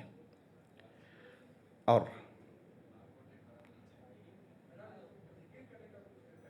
ذکر کرنے کا طریقہ، نبی صلی اللہ علیہ وسلم سے جب ہاتھ میں جو 33 مرتبہ 10 مرتبہ جو پڑھنا ہے اسے انگلیوں میں اس طرح، ایک انگلی میں 3 مرتبہ، ایک انگلی میں 3، دوسری انگلی میں 3، اس طریقے سے ایک ہتھیلی میں آپ کے پاس 15 ٹائمز ہیں، اس کیلکولیشن سے آپ پڑھ سکتے ہیں، اور ایک ایک انگلی کا بھی ثابت ہے، ایک ایک انگلی کو ہے نہیں، مطلب 5 مرتبہ 5 انگلیاں، یہ بھی ثابت ہے انشاءاللہ، کوئی مسئلہ نہیں ہے، وہ معمولی مسئلہ ہے، کسی کو بھی آپ استعمال کریے گا، جائز ہے انشاءاللہ۔ کیا ذکر لیفٹ ہینڈ میں کریں گے؟ نہیں، سیدھے ہاتھ میں کریں گے، سیدھا ہاتھ ہی ذکر کے لیے استعمال کریں گے، الٹا ہاتھ نہیں۔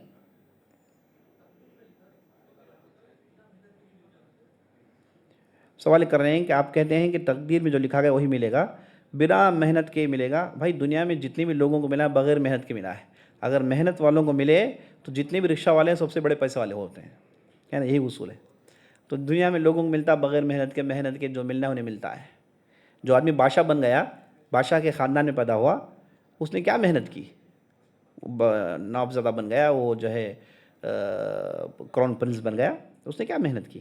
یہ اللہ نے دینا چاہا دیا، بس تقدیر میں جو تھا وہ ملا ہے، واللہ عالم۔ آخری سوال،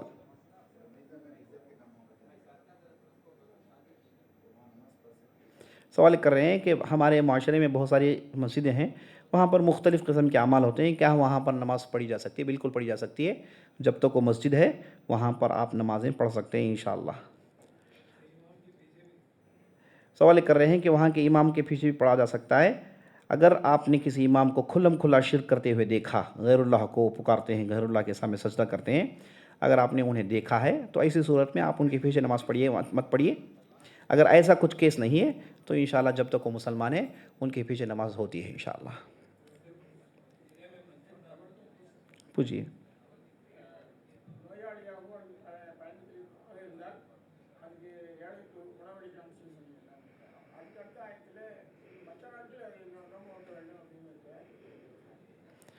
سوال کر رہے ہیں کہ جو روزہ نہیں رکھ سکتے، جو بیمار ہیں، وہ فدیہ دینے کا جو آپ نے کہا، اور بعض آیتوں میں بعد میں روزہ کرنے کا حکم دیا ہے۔ اصل چیز یہ ہے کہ اگر کسی سے روزہ چھوٹ جاتا ہے تو اسے بعد میں رکھنا چاہیے، بعد میں رکھنا چاہیے۔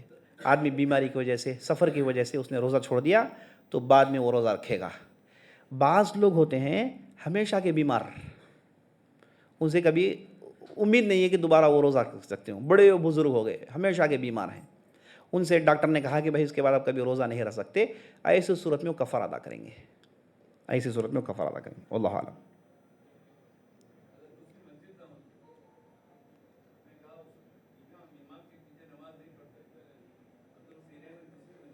میں نے کہا کہ ایسا امام جسے آپ نے آنکھوں سے دیکھا کہ وہ شرک کر رہا ہے،